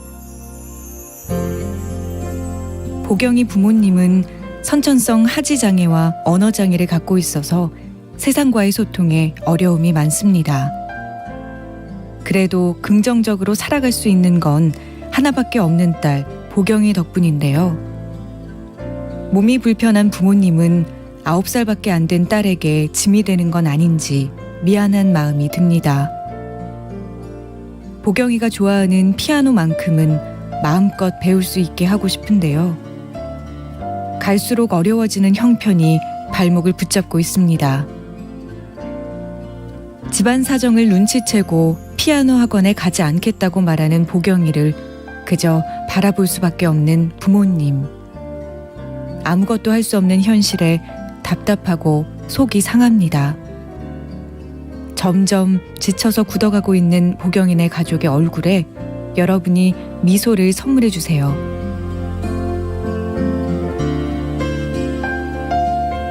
여러분의 따뜻한 손길이 희망의 빛이 됩니다. ARS 060-700-1580 060-700-1580 한 통화 3,000원으로 희망을 선물해 주세요.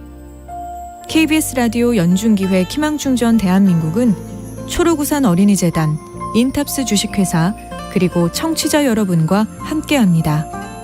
ARS 060-700-1580 한 통화 3,000원입니다.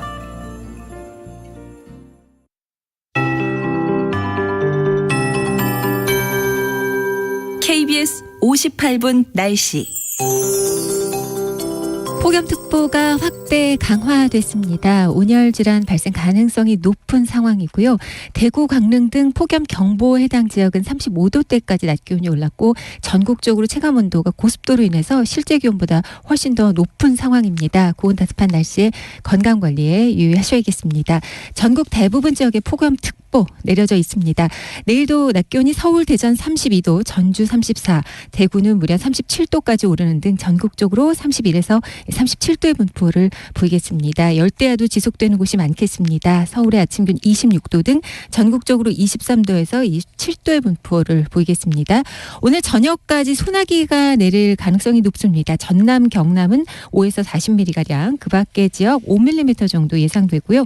내일도 전국 대다수 지역으로 소나기가 내릴 것으로 예상됩니다. 전국적으로 예상 강우량 5에서 60mm로 강수량의 지역차가 크겠습니다. 소나기 내리는 동안 그래도 일시적으로 기온이 낮아질 수는 있겠습니다.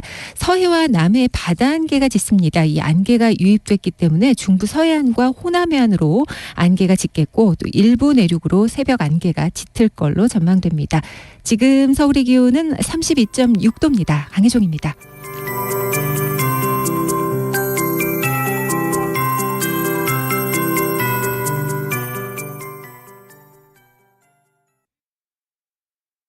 정성을 다하는 국민의 방송 KBS가 6시를 알려드립니다.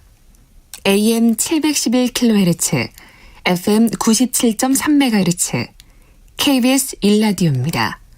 HLKA.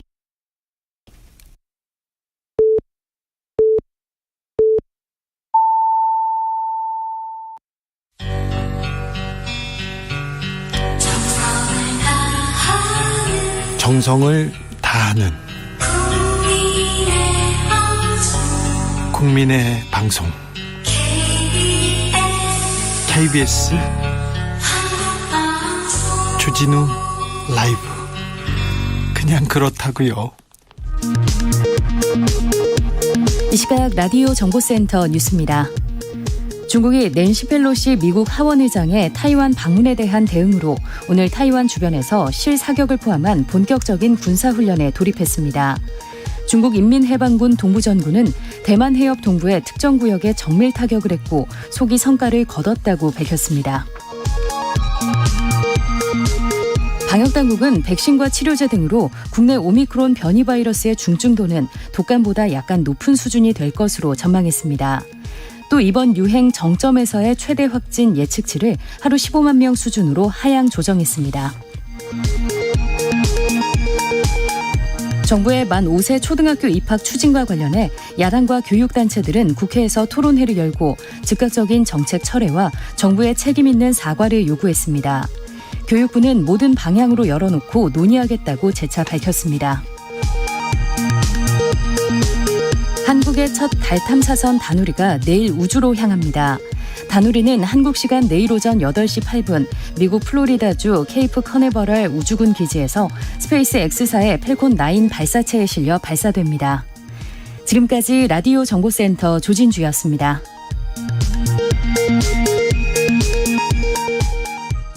To the Batmobile. Wave of super energy. 주기자의 1분. 국정원 간부들이 삼성에 정보 보고하던 시절이 있었습니다. 부장판사가 삼성에 인사청탁을 하던 시절이 있었습니다. 언론사 기자들이 삼성의 승진을 부탁하던 시절이 있었습니다. 사장님께서는 무수한 사회 인맥을 가지고 계시겠지만 저는 사장님의 명함집에 있는 그저 그런 스쳐 지나가는 인맥이 아닌 고향 큰형님께 오랫동안 기억될 수 있는 향기 나는 동생이 되고 싶습니다. 제가 지금 읽어도 부끄럽습니다. 삼성 장충기 전 사장에게 문자를 보낸 각 국정원 간부가 있습니다. 이 문자를 보낸 이 요원은 박근혜 정부 청와대에 파견돼서 주진우 검사랑 근무합니다. 우병우 민정수석 지시로 이석수 전 특별감찰관에 대한 불법 사찰 그리고 문화예술계 블랙리스트 사건에 개입했다가 검찰 조사를 받았습니다. 명백한 불법 사찰과 정치 공작이었습니다. 불법이었죠. 요원의 상관 우병우 전 민정수석 추명호 국정원 국익정보국장은 구속됐습니다. 이 요원과 주진우 검사는 사법 처리에서 왜 빠졌는지 윤석열 대통령이 잘 아실 겁니다. 국정원의 불법 정치 개입 수사 책임자셨으니까요. 이 요원은 어떻게 됐을까요? 문재인 정부에서는 한직을 전전했습니다. 옷을 벗진 않았어요. 그런데 윤석열 정부 들어 실세가 되어 돌아옵니다. 대통령직 인수위원회에 들어가서요 인사검증 조직을 맡았다죠. 현재는 국정원에서 감찰실 핵심 부서장으로 전 정권의 적폐 사건을 감찰하고 있다고 합니다. 국정원에 파견된 검사들과 함께요 탈북 어민 북송 사건 이 요원이 주도하고 있다고 노컷뉴스가 보도했습니다. 국정농단 사건의 주역 삼성 장충기의 향기나는 동생이 법과 윤리를 이야기하면서 감찰을 하고 있습니다. 우병우가 살아납니다. 장충기가 살아납니다. 판사, 국정원 요원, 기자가 삼성에게 머리를 조아리는 세상 꿈꾸십니까? 이 요원이 훌륭한 사람입니까? 어이에서 이런 사람만 쓰십니까? 지금까지 주 기자의 1분이었습니다. 임재범 고해.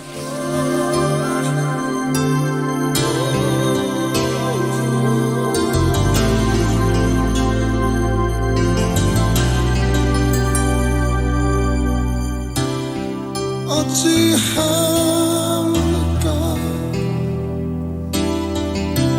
어떻게 할까요 감히 제가 감히 그녀를 사랑합니다.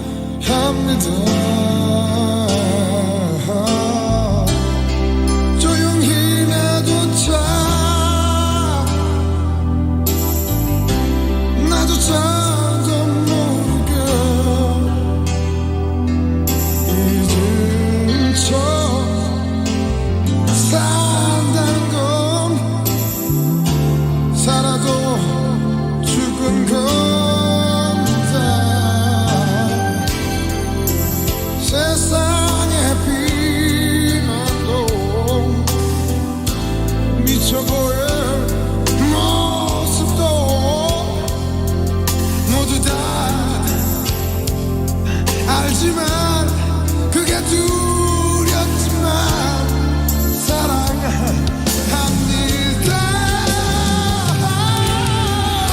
어디에 있나요 제 얘기 정말 들리시나요?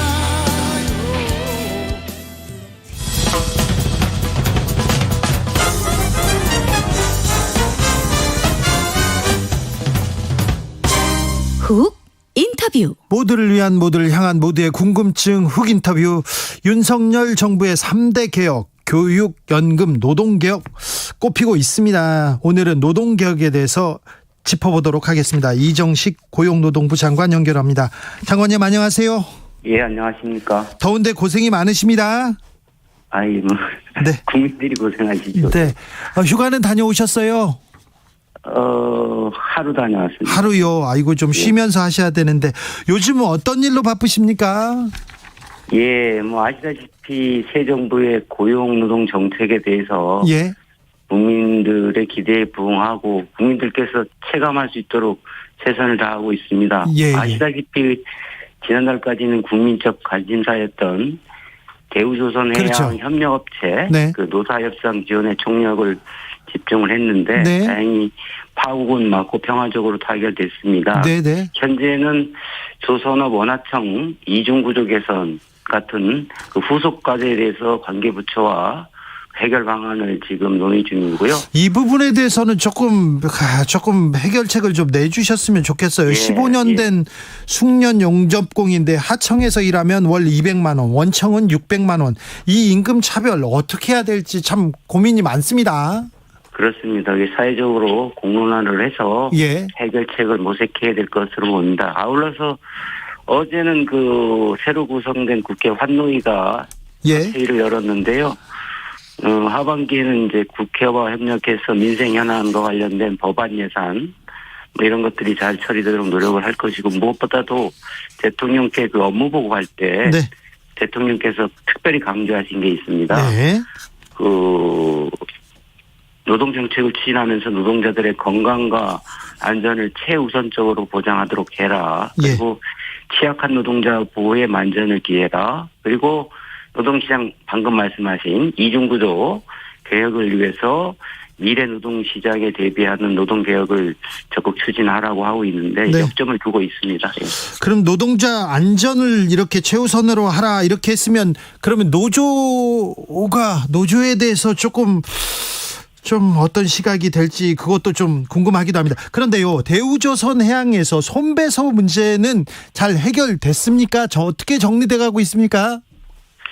지금 뭐 후속적인 논의를 하고 있는 것으로 알고 있습니다. 네. 그런데 그것은 일단은 그 당사자간들의 문제이기 때문에 저희들이 알기로는 상황은 좀 점검을 하고 있는데 그 과거의 역사를 보면 예. 우리나라가 뭐 아예로 기본 협약도 비준했고 예. 그리고 합법적인 노동쟁의, 정당한 쟁의 행위는 민사상, 형사상 책임이 면제가 되거든요. 그렇죠. 그런데 과거에 이제 뭐 여러 가지 이유로 인해서 정당한 쟁의 행위를 벗어난 불법 쟁의 행위를 통해서 손배 가압류가 남발이 되고 그 과정에서 극단적인 선택을 하는 경우들이 왕왕 있었는데. 그렇죠. 이런 일들이 이제 되풀이돼서는 안 된다는 게 정부의 확고한 방침이고요. 예. 다만 이제 이번에 평화적으로 타결됐기 때문에 예. 우리나라 이 법원의 판례 등을 보면 네. 법에도 눈물이 있다고 하는데 그 법과 상식에 따라서 원만하게 해결되지 않겠나 기대를 하고 있습니다. 그러니까요. 손배 문제가 노동자들한테 가장 큰 위협이 되기도 했었는데 예. 네, 손배 가압류 문제 이 법원에서 항상 이렇게 사용자 사장님 편만 들어준다 이런 판결이 많이 나와서 걱정했는데 이번 노동자들 눈물을 좀 닦아줘야 될 텐데요. 그 방법을 뭐 사회적으로 공론화해서 아마 찾아봐야 될 걸로. 그리고 어제 국회에서도 그런 의원님들의 문제 제기가 많이 있었습니다. 예. 자, 이 문제는 뭐 장관님이 좀 신경 써주십시오. 예, 알겠습니다. 네. 하이트 진로 농성 조합원들 오늘 강으로 투신했다는데 이건 어떤 사건입니까? 이건 현안 제가 잠깐 물어봐도 될까요? 하이트 진로 투신을 하셨다고요? 예, 강으로 이렇게 뛰어내렸답니다. 뭐 목숨에는 지장은 없고. 그게 그동안에 목숨에는 지장이 없고 구조가 됐다고 들었는데 네. 그동안에 제가 파악하기로는 하이트 진로의 그 화물연대 네네. 조합원들이 그 화물 운송료 문제가 계속 예. 쟁점으로 남아서 예. 갈등이 지속된 걸로 알고 있는데 아마 그게 해결이 잘 안 돼서 그렇지 않나 싶은데. 네, 알겠습니다. 제가 파악을 해보겠습니다. 제가 현안을 그냥 급히 물어봐서 죄송합니다. 예. 네. 아닙니다. 예. 장관님, 정부가 노조 파업 때 기업에 대체 인력을 투입할 수 있도록 대체 근로 허용 범위를 좀 확대한다 보도가 있는데 이거 사실입니까? 전혀 사실이 아닙니다. 그렇습니까? 네, 그렇습니다. 그래서 정부가 지금 가장 우선적으로 보고 있는 게 근로시간 제도와 임금 체계입니다. 이것은 그 모든 사람들하고 관련돼 있고 노동시장 노사관계에서 가장 핵심적인 쟁점이면서 예. 가장 시급하게 해결을 요구하고 있기 때문에 저희들이 전문가들로 구성된 그 연구회를 꾸린 거거든요. 예. 그런데 그거 외에도 이번에 대우조선 사태에서 드러난 것처럼 다단계 하도급 문제, 5인 미만 그 근로기준법 적용 문제 등 공론화를 통해서 예. 그 해결해야 될 제도 개선 과제들이 산적해 있습니다. 이런 예. 그런 과제들은 경사노위라고 노사정 대화기구 있지 않습니까? 예. 그게 구성되는 데는 이제 거기서 추가적인 과제를 발굴해서 논의할 겁니다. 네. 그래서 아시다시피 뭐 무신이면 분립이라고 신뢰가 없으면 아무것도 안 된다고 하는데 그렇죠. 이런 근거 없는 추측성 보도를 통해서 네. 노사정 간의 신뢰를 깨고 네. 제도 개선 과제의 원활한 추진을 막는 것은 대단히 유감스럽게 생각합니다. 알겠습니다. 그 장관님 목소리로 그렇게 얘기하니까 좀 잘 이게 정리될 것 같습니다. 예, 그것도 요것도 궁금한데요. 윤석열 정부가 추진하는 노동 개혁의 목표, 노동 개혁은 뭡니까? 그러니까 한마디로 말씀드리면 지속 가능한 예. 노노, 노사 모두가 상생할 수 있는 그런 노동시장을 만들자는 건데요. 네. 좀 풀어서 말씀드리면 우리 경제가 재도약을 하고 미래 세대가 잘 사는 사회를 준비하자. 지금 선진국들도 예. 빛의 속도로 환경이 변하고 있지 않습니까? 예. 그래서 프랑스, 일본, 독일의 하르츠 개혁 등등 해서 모든 나라들이 앞다투어서 미래를 위한 노동시장 개혁을 하고 있고 우리나라도 예외는 아닙니다. 네. 잘 아시지만 우리나라의 그 근로기준법은 네. 일명 공장법이라고 그래서 산업화 시대에 만들어진 70년 전에 만들어진 법입니다. 예. 법이 이러한 그 공장법으로는 지금 뭐 4차 산업 시대의 디지털 혁명, 탈탄소, 고역 형태가 유연화되고 이런 상황에 전혀 맞지 않습니다. 그래서 맞지 않는 옷은 부담스럽고 걸림돌이 되기 때문에 네. 이번에 시장 개혁의 목표는 경직적인 제도와 관행을 글로벌 스탠다드에 맞게 바꾸자는 거죠. 그걸 예. 통해서 이중구조, 양극화 이런 구조적인 문제를 해결하고 네. 4차 산업혁명이나 고령화 등 미래 전환에 선제적으로 대비하려고 하는 겁니다. 알겠습니다. 잘 들었습니다. 장관님 목소리 들으니까 제가 좀 든든한데요. 우려하는 사람들이 있어요. 주 52시간제 폐지되는 거 아닌가, 장시간 노동으로 이어질 것을 우려하는 사람들 좀 있습니다. 이 노동시간은 쉽게 바꾸기 어려운 건데요. 예. 주 52시간제라는 게 이제 주 4시간에 잔업을 12시간 한다는 거 아닙니까? 예. 그 여야 합의로 이 법이 마련된 건데 단언컨대 52시간제가 폐지되거나 후퇴한 일은 절대 없고 가능하지도 않습니다. 아, 그래요? 저희가 개혁하려는 것은 실노동시간, 일하는 시간을 꾸준하게 이어가는 거죠. 지금 우리나라가 OECD에서 세 번째로 일을 많이 하는 나라인데. 우린 일 많이 하죠. 네, 일 많이 합니다. 그래서 그런데 뭐 법을 아무리 바꿔도 실노동시간이 줄어들지 않는 거거든요. 예. 그래서 실노동시간을 꾸준히 단축하기 위해서 52시간 틀 내에서 네. 노사의 자율적인 선택권을 확대해서 노동환경 변화에 노사가 능동적이고 탄력적으로 대응할 수 있도록 하는데 이럴 경우에도 반드시 노사 합의가 전제가 되고 그리고 노동자의 건강권이 보장돼서 11시간 연속 쉴 수 있도록 하고 예. 그렇게 함으로써 기업은 경쟁력을 키우고 노동자들은 시간 주권을 확보할 수 있도록 하자는 겁니다. 주 120시간 노동할 수도 있다. 불가능합니다. 불가능합니까? 왜 불가능하냐면요. 네. 우리는 4시간에 30분 휴식 시간을 두게 돼 있잖아요. 네. 점심시간 1시간 같은 거. 그다음에 연속 11시간을 또 휴식을 줍니다. 네. 그리고 주 1일을 유급으로 보장합니다. 예. 이렇게 되면 맥스 아주 무리하게 가정을 한다 그래도 69시간 정도가 되는데 예. 이게 이제 그렇게 이론적으로는 그렇게 되는데 120시간 92시간 이건 전혀 불가능합니다. 알겠습니다. 네. 첨단 산업은 노동시간 더 자유롭게 해야 된다 그런 얘기도 있었는데요. 예. 그렇게 생각하십니까? 그렇죠. 첨단 산업은 지금 현재 우리가 개혁을 하는데 이게 이제 대단히 경직적이고 현재 노동시장 산업 구조에 이게 안 맞는 거거든요. 예. 그러니까 노동 이동도 빈번하고 그런데 무엇보다 중요한 건 지금 경제활동 인구의 45% 정도가 MZ세대입니다. 예. 네, MZ세대들은 지금 이렇게 뭐 공정성에 대한 이런 그 민감도가 굉장히 크고요. 예, 예. 그다음에 이분들이 일하는 데가 주로 첨단 이런 쪽인데 예. 그 일할 때 열심히 일하고 쉴 때 푹 쉬자, 몰아서 쉬자 뭐 이런 욕구도 있거든요. 네, 네. 그런 얘기시군요. 네. 예, 예. 산재 예방을 위해서도 노력하고 계신 거 알고 있습니다. 근데요, 기업들이 영국처럼요, 산재 사망을 처벌받을까 두려워하고 그래야 되는 거 아닙니까? 그렇습니다. 그래서 이래저래 뭐 그 대책을 세워봤지만 산재 공화국이라는 오명이 있을 정도로 그렇죠. 이게 산재가 줄어들지 않으니까 중대재해처벌법이 만들어진 거거든요. 네. 그래서 초기에는 저희가 한 6월 말까지는 좀 줄어드는 추세였는데 7월 달에는 갑자기 좀 늘었습니다. 예. 그래서 이게 뭐냐 봤더니 이제 이게 원래는 기업을 처벌하겠다는 취지는 아니고요. 예.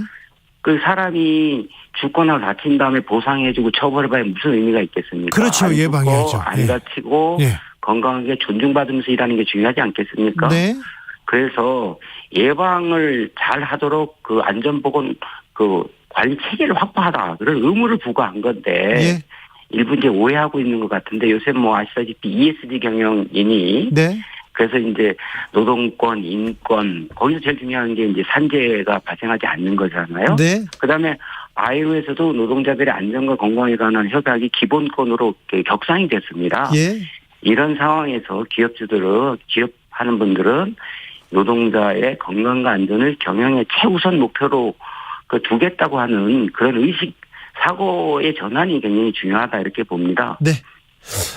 네, 알겠습니다. 좀 맞는 말씀입니다. 그런데 최근에 경제 형벌을 좀 최소화해야 된다. 징역형도 좀 과태료로 좀 전환시켜준다. 이러면서 기업가들한테는 좀 혜택을 주는 듯한 이런 내용들이 노동부는 아니고요. 네. 예. 다른 부서에서 나옵니다.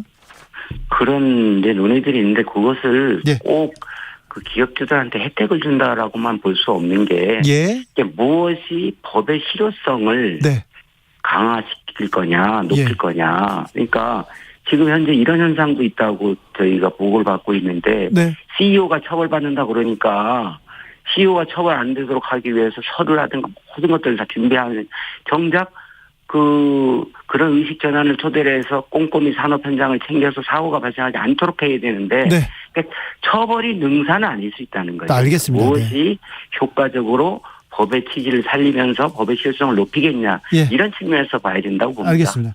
장관님 질문지대로 질문에 있는 거는 하나도 안 하고 제가 즉흥적으로 질문해서 죄송합니다. 그런데 다 대답을 잘해주고 있어가지고 몇 개 또 돌발 질문 더 하겠습니다.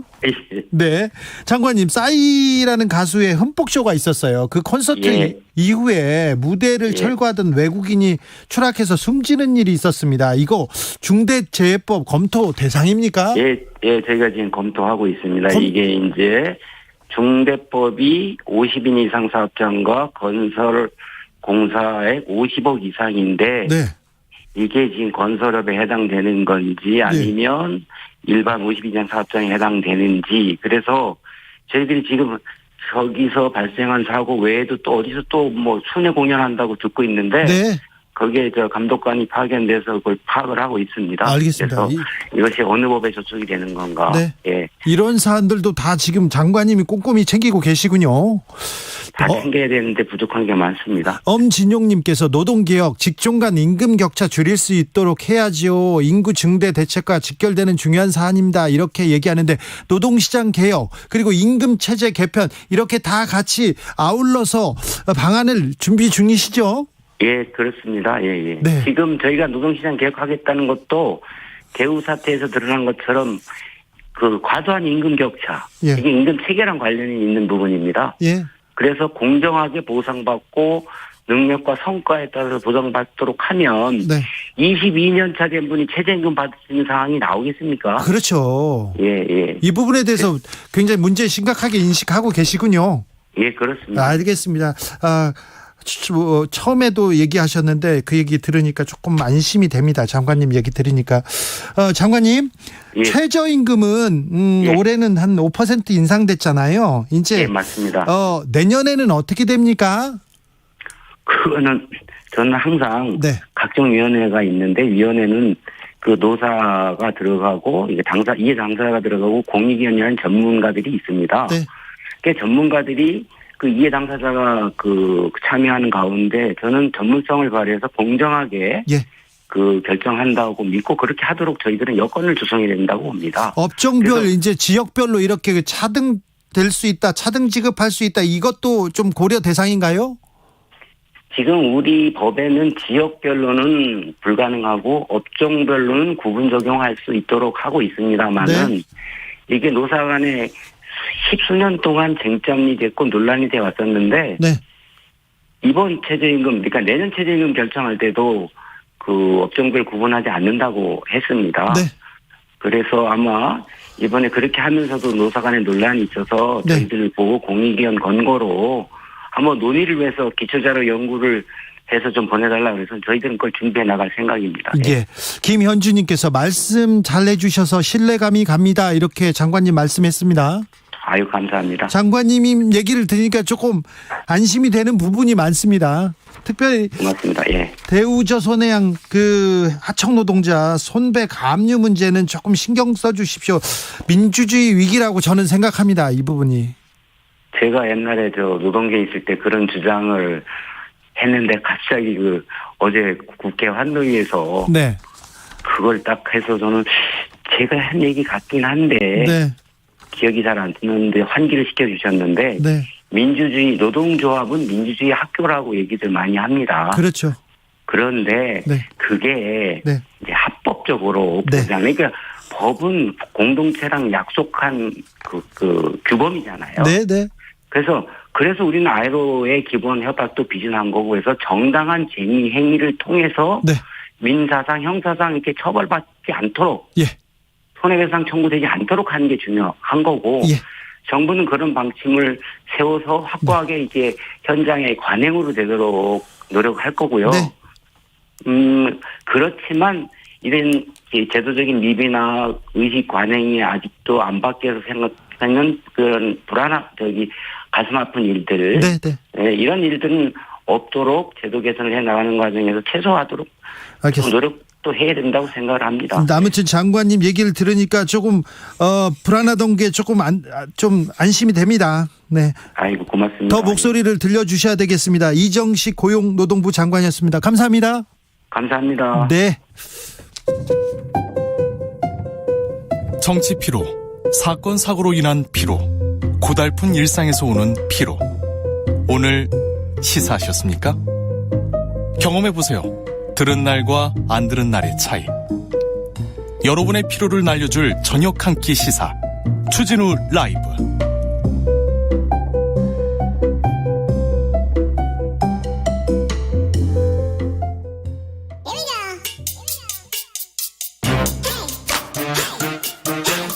뉴스를 향한 진지한 고민, 기자들의 수다.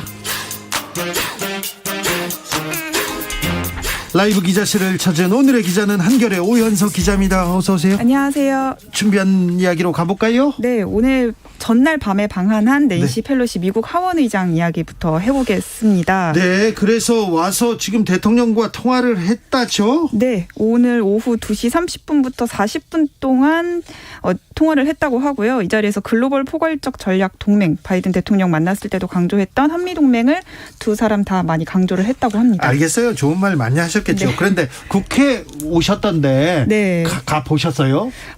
저는 이때 점심 약속이 있어서 보지는 못했고 네. 아니, 사진으로 그렇게 봤습니다. 의전을 안 하면 어떡해. 지금 미국 외교 의회 1인자인데 한번 보고 싶은데 그런 생각도 했는데, 자, 그럼 김진표 국회의장과는 무슨 얘기했답니까? 네, 이 자리에서도 뭐 역시나 한미 양국의 안보 동맹 중요성을 이제 두 사람 다 모두 강조했다고 하고요. 그 위안부 관련 얘기에 대해서도 뭐 일본 관계자들과 이제 잘 해결을 했으면 좋겠다, 뭐 이런 얘기도 많이 나눴다고 합니다. 자, 낸시 펠로시 의장 왔어요. 네. 국회에서는 무슨 얘기가 제일 많이 있습니까? 뭐 말씀하셨다시피 의전과 관련한 논쟁이 오늘 많이 있었는데요. 여당에서 이제 하태경 의원이 아침에 어젯밤에 이제 아무도 마중을 나가지 않은 거는 냉대한 거 아니냐, 무시한 거다 이렇게 하면서 좀 포문을 열었고, 그러면서 이제 대통령실과 국회 쪽에서 순서대로 그 입장을 내놨습니다. 대통령실에서는 이 늦은 시간에 다 도착하는 거를 감안해서 직접 나가 것까지 하진 않은 거라고 얘기를 했고, 국회 쪽에서는 하원 의장이 오는 거기 때문에 국회에서 이제 의전을 담당하는 건 맞는데 몇 번을 확인해봐도 우리가 사전에 실무 협의를 거쳐서 나가지 않기로 한 게 맞다고 하면서 네. 오늘 만났을 때 굉장히 화기애애했다. 이 의전으로 인한 갈등은 없었다. 이런 얘기를 강조했습니다. 알겠습니다. 다음으로 만나볼 이야기는요? 네, 국민의힘 제가 출입하고 있는 국민의힘 이야기입니다. 네. 계속 뜨거워요. 계속 네. 시끄럽습니다. 오늘은 또 윤석열 대통령을 이준석 대표가 직접 저격했는데요. 이게 중요합니다. 네. 지금껏 윤 대통령은 국민의힘 주변에서도 이준석계에서도 얘기 안 했거든요. 그쵸. 그런데 직접 저격했어요. 네, 윤핵관을 통해서 애둘러서 비판을 하다가 그렇죠. 오늘은 과거 발언이긴 합니다. 전 정권 장관 중에 그렇게 훌륭한 사람 봤냐라는 이 윤석열 대통령의 도어 스태핑 발언에 대해서 나와선 안 되는 발언이었다라고 직격을 했습니다. 이게 언제적 얘기인데요. 지나간 얘기인데 그걸 끌고 와서 직격하기 시작했어요. 그렇습니다. 그리고요. 예, 이게 오늘 아침에 나온 조선일보 칼럼을 공유하면서 이제 이 발언에 대한 박민영 대변인, 그러니까 이준석 대표가 뽑은 박민영 대변인의 논평이 이제 이 발언에 대한 비판이었고, 그게 이제 윤석열 대통령이 화가 난 내부 총질이라고 표현한 이유였다라고 한 칼럼을 이제 거론하면서 이렇게 비판을 했던 건데요. 이 대표가 윤 대통령의 발언만 비판을 한 게 아니라 이 이후에 강인선 대변인이 윤석열 대통령 발언 이후에도 이렇게 웃으면서 쫓아가는 모습을 보면서 언론인들에게 해명하거나 보충하는 모습을 안 보였다, 책임감이 없었다, 이런 식으로 또 비판을 했습니다. 지금 국민의힘 대표가 지금 대통령실 대변인과 대통령을 지금 직격했습니다. 네. 네. 그런데요. 자, 포문을 열었다고 봐야 되는 거죠, 지금? 그렇습니다. 지금 이준석 대표 쪽에서 사실 이 지금 징계 이후에 그 비대위 체제로까지 전환하는 과정이 지금 상당히 좀 불리하게 흘러가고 있거든요. 자, 비대위 되면 이준석은 자동적으로 아웃이다, 이렇게 얘기 나옵니다. 그래서 이제 이준석 시작하겠다, 이렇게 보입니다. 그렇습니다. 명예로운 퇴진, 해임 효과 이런 얘기가 어제부터 나오면서 나를 쫓아내려는 수순이다. 이제 내가 다시 복귀하지 못할 수도 있겠구나라는 이제 인식까지 하면서 이제는 나도 가만히 있지 않겠다, 이렇게 그렇습니다. 생각하는 거죠. 소송까지도 제기할 가능성도 나오고 있습니다. 이번이 크게 보면 이제 세 번째 충돌이라고 볼 수 있나요? 맞습니다. 대선 과정에서 두 차례나 충돌을 했었는데요. 네. 11월 말에 사실 가출 사태로도 많이 표현이 된 그렇죠. 당무를 이준석 대표가 거부하고 거부하고 자맹을 했다가 울산에서 만나서 두 사람이 이제 포옹을 한 사진이 굉장히 화제가 됐었죠. 그렇죠. 그러면서 1차 대전이 끝났었고 2차 대전은 한 달 뒤에 이루어졌습니다. 예. 이 대표가 선대위원장을 사퇴했다가 당내에서 이제 비토 목소리도 커지고 탄핵 위기까지 처했었는데, 그렇죠. 의원총회를 열어가지고 맞습니다. 이준석 탄핵한다, 이렇게 얘기했었죠. 예, 그때 윤 대통령이 마치 해결사처럼 등장을 해서 두 사람이 또 포옹을 하면서 봉합이 됐던 그런 갈등이 있었는데, 세 번째 갈등은 이제 그 내부 총질 문자에서 비롯된 갈등이고, 이 대표가 직접 이제 총을 겨누기 시작했습니다. 당대표 쫓아내려고 하니까 나도 가만히 있지 않겠어, 이렇게 그렇습니다. 얘기를 해야 되는데 예. 이제 대통령실 내각은 국민의힘의 주력 부대한테도 이렇게 총질을 받는 그런, 이거 내부 총질이 많네요. 그렇습니다. 내부 총질이 이제 막 시작이 된 거죠. 이제 본격적으로? 네, 본격적으로 시작이 됐습니다. 자, 그러면 이준석 대표가 뭘 움직인다, 뭐 동향이 보일 거 아닙니까? 네. 뭐 법적 소송 제기는 이준석 대표 쪽뿐만이 아니라 이준석 대표 쪽이 아닌 쪽에서도 이건 충분히 소송을 내서 네. 소송을 걸어서 그러니까 인용받을 수 있는 가능성도 있는 싸움이라고 보고, 네. 법적인 공방까지도 이어질 걸로 지도부에서도 그렇게 예상을 하고 있다고 합니다. 지금 국민의힘에서 이 사건을 바라보는 여러 눈이 있어요. 네. 대구로 내려가서 중앙정치를 떠나겠다고 했던 홍준표, 기가 막히게 한마디씩 합니다. 네, 한마디씩 계속 던져요. 안개가 낀 것 같다고도 표현을 했었죠. 어제는. 오세훈 시장도 또 움직입니다. 네, 지금 뭐 비대위 전환으로 가는 거에 대해서 좀 비판적인 목소리들이 당 밖에서 좀 많이 나오고 있습니다. 잠룡이라는 사람들은 거의 지금 윤석열 대통령 쪽하고 각을 세우기 시작하는데, 이거 정권 초기인데 반윤이 돼야 다음 당권, 다음 정권 잡기 편안하겠다 이렇게 생각하시는 건가요?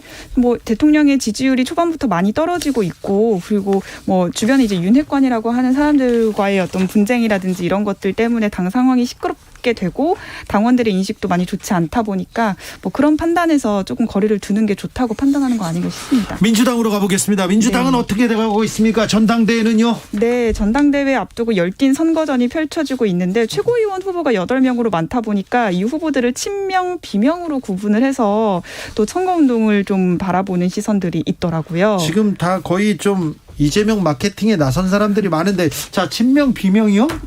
네, 친명, 비명 이걸 좀 구분을 해보자면요. 이재명 대선 후보 캠프 종합 상황 실장으로 있었던 서영교 의원이 대표적인 친명 의원 후보로 거론이 되고 있고, 아시다시피 정청래 의원이라든지 철험회 강경파 초선 의원 모임에 소속인 장경태 의원, 그리고 러닝메이트로 알려진 박찬대 의원이 친명계로 꼽히고 있고요. 반면에 문재인 정부에서 청와대에 근무했던 고민정, 윤영찬 의원과 고영인, 송갑석 후보는 비명계로 꼽히고 있습니다. 마침 또 이렇게 4대 4로 이분들은 그래서, 근데 친명 의원들은 이재명을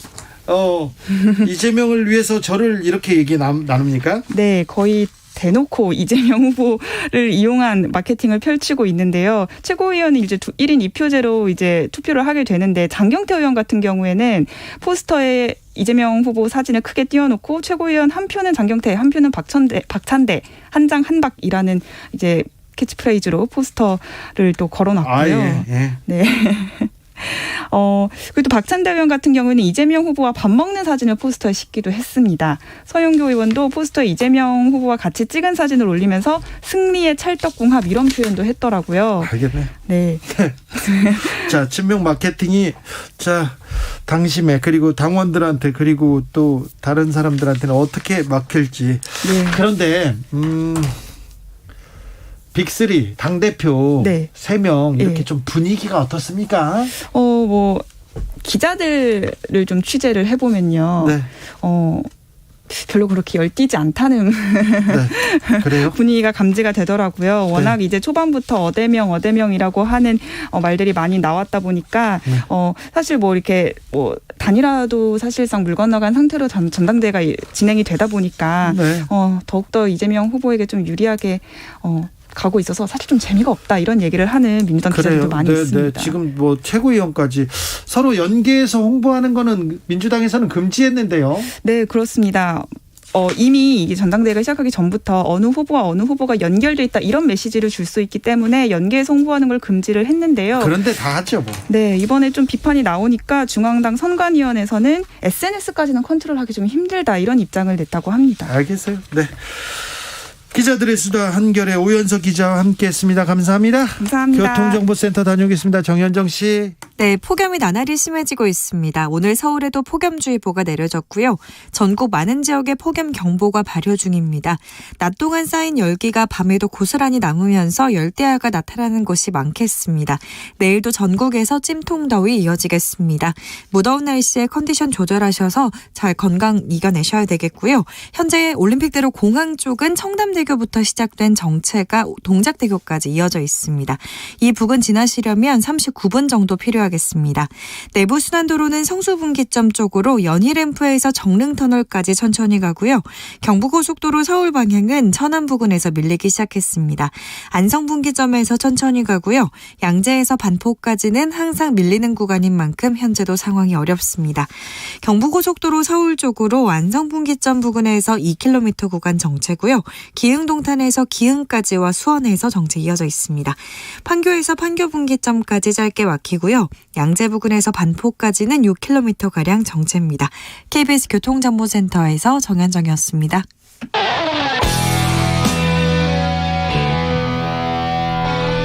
스치기만 해도 똑똑해진다. 드라이브 스루 시사 주진우 라이브.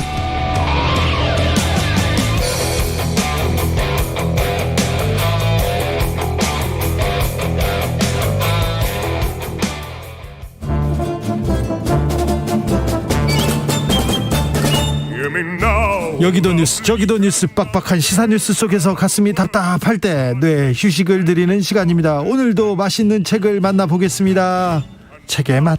with his banners all bravely unfurled. 김갑수 평론가 어서 오세요. 예, 안녕하세요. 정선태 교수 어서 오세요. 네, 안녕하세요. 네, 오늘은 어떤 책 읽어볼까요? 빡빡한 시사 뉴스 속에 뇌에 휴식을 주는 날 딱 맞네요. 딱 맞네. 오늘. 우리 책의 맛이잖아요. 네, 맛도 있습니까? 전까지는 좀 맛없는 책들이 꽤 있었는데 네. 쓰고 쉬고. 네.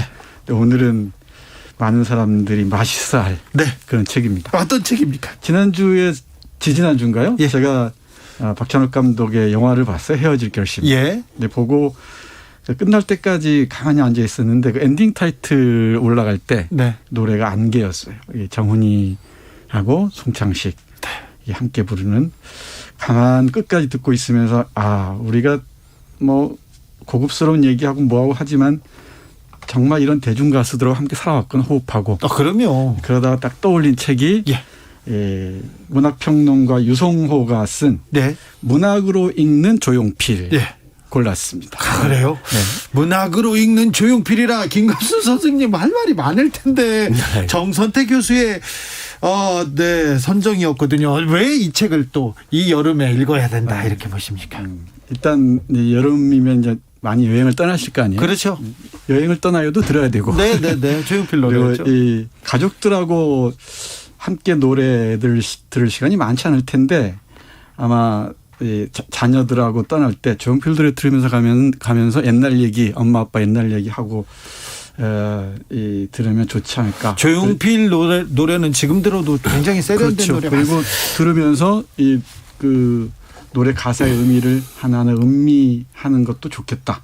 그때 이 책이 좋은 참고가 될 것 같다. 생각했죠. 꽤 전인데 한 15, 16년 전인가 그 서평 의뢰를 받아서 무슨 책을 하나 읽어야 되는데 이제 그 내용이 뭐 이렇게 역사적 인물들의 한마디를 이렇게 쭉 적어 놓은 거예요. 뭐 키엘케고르, 뭐 처칠, 루즈벨트 이런 사람들 얘기하나요? 근데 그 안에 마돈나의 어록이 나오고 샤론 스톤이 나오고 되게 뜬금없다고 생각했거든요.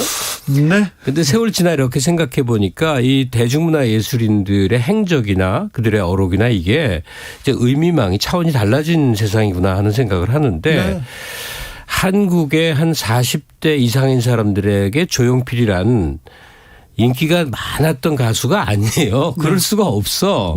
한 시대를 그냥 같이 살았던. 그렇죠. 그냥 그 시대 자체, 특히 80년대라는 시대 덩어리 전체가 조용필이에요.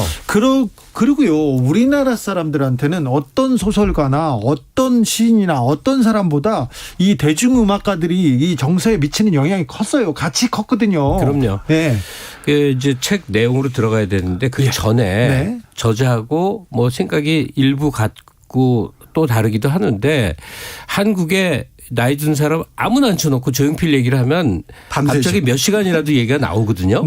일단 굉장히 재밌는데 대기실에서 정선태 선생이랑 기다리는 동안에 서로 좋아하는 노래가 어떻게 기묘하게 일치를 했는데 일단 저 주진우 기자한테 물어볼게요. 조용필 노래 중에 제일 좋아하는 건 너무 많을 텐데 그래서 팍 먼저 떠오르는 건 뭐예요?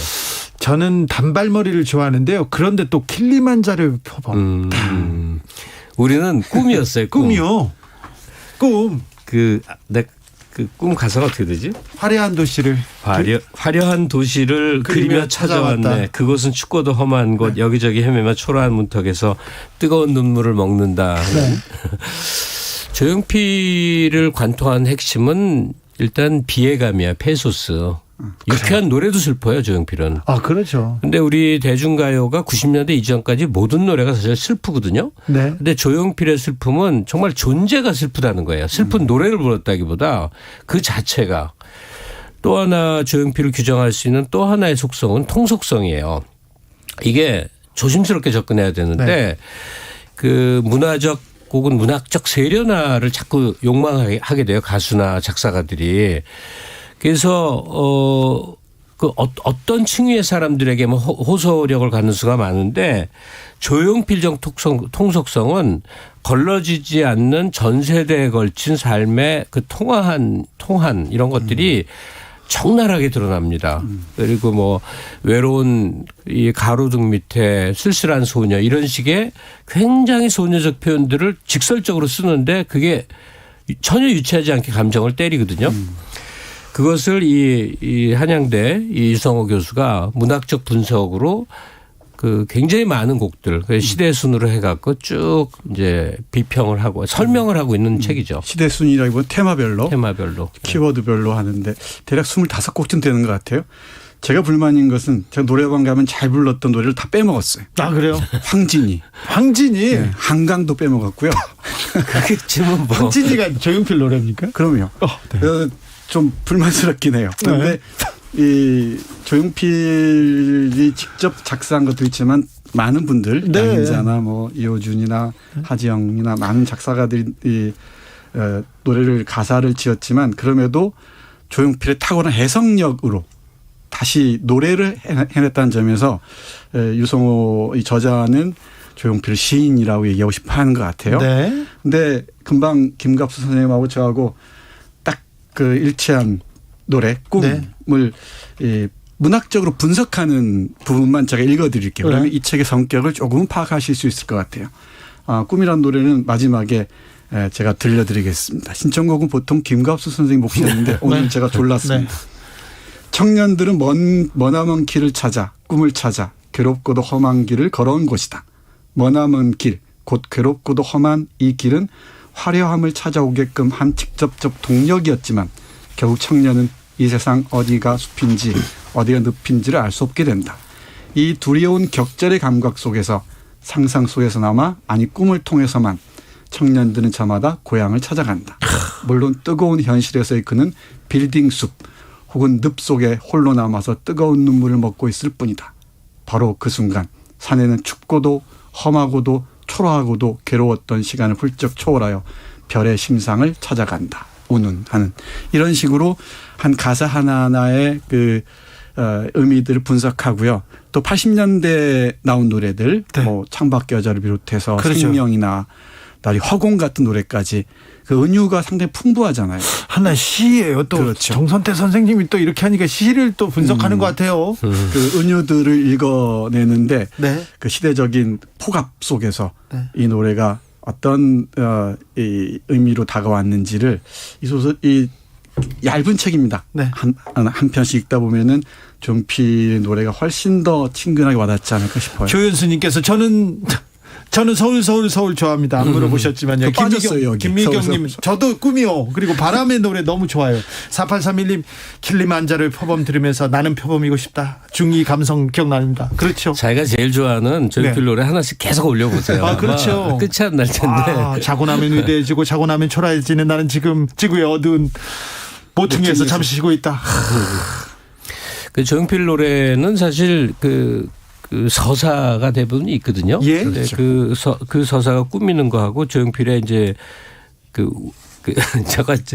유성호 씨가 이 저자 문학으로 읽는 조용필 저자가 그렇게 분석을 했길래 재밌었는데 80년대는 아주 거대한 억압적 빅브라더가 이렇게 힘을 행사하던 시절이었기 때문에 대중들의 숨통은 오히려 외형적으로 잘나지 않은 사람에 대한 열망이 있었대요. 오빠로. 근데 조용필이 그렇게 잘생기거나 크거나 막 멋있는 압도적 카리스마의 스타일이 아니죠.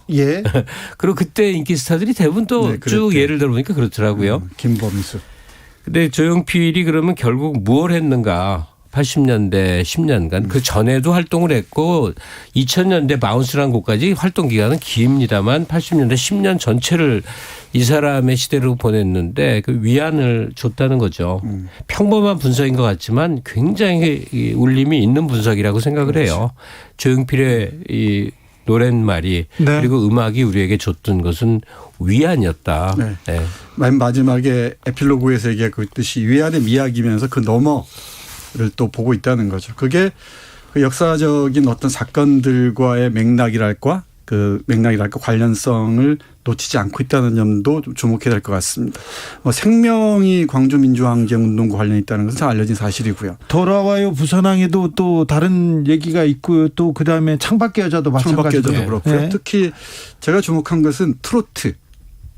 조용필은 정말 전방위적이잖아요. 트롯이 있고 락이 있잖아요. 조용필은 미군 무대 락커 출신이거든요. 근데 트롯 감성이 노래 있죠. 그러니까 트롯과 락 사이에서 절묘하게 버무려진 옐로우 보이스 이런 거예요. 이게 이게 누가 못 따라하죠. 못 따라하죠. 그래서 가령 미국의 가수의 비유를 하면 저는 자꾸 밥 딜런 얘기를 하는데 밥 딜런은 좀 안 맞고 지식인 연 하는 사람들이 어필하고 엘비스에 맞아요. 요즘 영화 엘비스 지금 상영 중이잖아요. 그럴 수 있겠네요. 그렇죠. 그 트로트를 조용필식으로 부른 노래 두 곡을 이 책에서 소개하고 있는데 미워하고 허공이에요. 허공 좋아하시는 분들 많죠. 근데 이 허공과 관련된 얘기를 하는데 이 정욱 작사 정풍송 작곡인 동일인입니다. 같은 사람인데 이 사람의 노래를 해석하면서 이런 얘기를 합니다. 저 잘 몰랐었어요. 이건. 이 가슴 태우며 기다리기엔 너무나도 멀어진 그대 이랬잖아요. 이 그대를 두고서 이런 얘기를 하는데 이 부분 잠깐 읽어볼게요.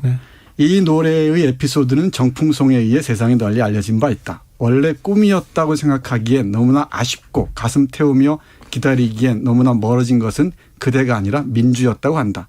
서울의 봄 이후 민주주의 회복을 열망했던 그는 신군부 등장 이후 펼쳐진 억압적인 시대 상황을 두고는 설레이던 마음도 기다리던 마음도 허공 속에 묻어야만 될 슬픈 옛 이야기가 되었다고 본 것이다. 그런데 민주라는 말을 썼다가는 고초를 당할 것이 분명하여 순간적으로 그대라는 말을 넣었는데 절묘하게 노래의 작의는 보존한 채 애절한 사랑 노래로 변모했다는 것이다. 그래요? 이제 알았네요. 그러니까 이 저자는 조용필이 갖고 있었던 그 시대의식 같은 걸 많이 이제 추적을 해내는데 저는 이 책을 읽어가면서 이제 아주 그 사소한 에피소드 이런 것들이 재밌었어요. 단발머리에 대한 건데 예전에 그 하수영이란 가수가 있었어요. 뭐 그 아내에게 바치는 노래가 데이트를 하고 일찍 요절을 해버린. 근데 이 하수영 씨가 어디 공연장인데 그 젖은 손이 애처로와 뭐 아내에게 바친 노래 그거 하는데 거의 여중생쯤으로 보이는 여자애가 막 무대에 이제 나와서 꽃다발을 주면서 하수영 30대 아저씨 하수영에게 그랬대요. 아이 귀여워. 그러니까 여중생이 하수영을 향해서 아이 귀여워 그랬대요.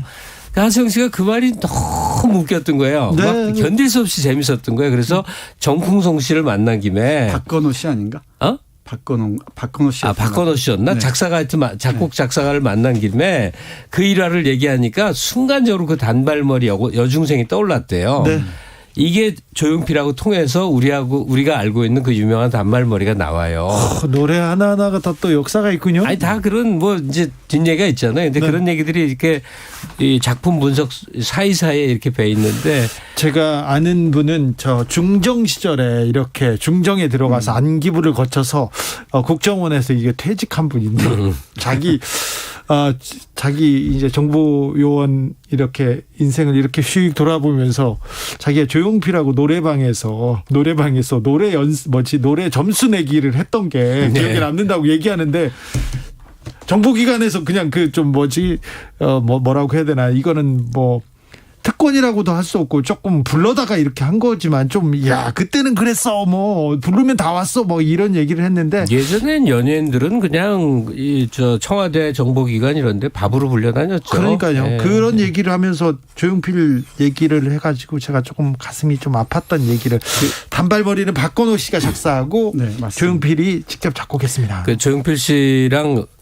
아주 자주 어울리던 그 시절 기자한테 직접 들은 얘기인데 이건 방송에서도 많이 한 얘기니까 뭐 해도 되는데 이 조용필 씨의 특징 중에 하나가 술을 거의 죽도록 좋아하는데 술을 먹는다 그러면 이렇게 많이 먹는 게 아니라 괴짝을 여러 괴짝 쌓아놓고 이틀이나 3일을 연속 마시고 기절을 한다는 거예요. 기절할 때까지 먹는다고는 봤는데 들었는데 3일 연속이요? 이틀 3일을 계속 마시는 거예요.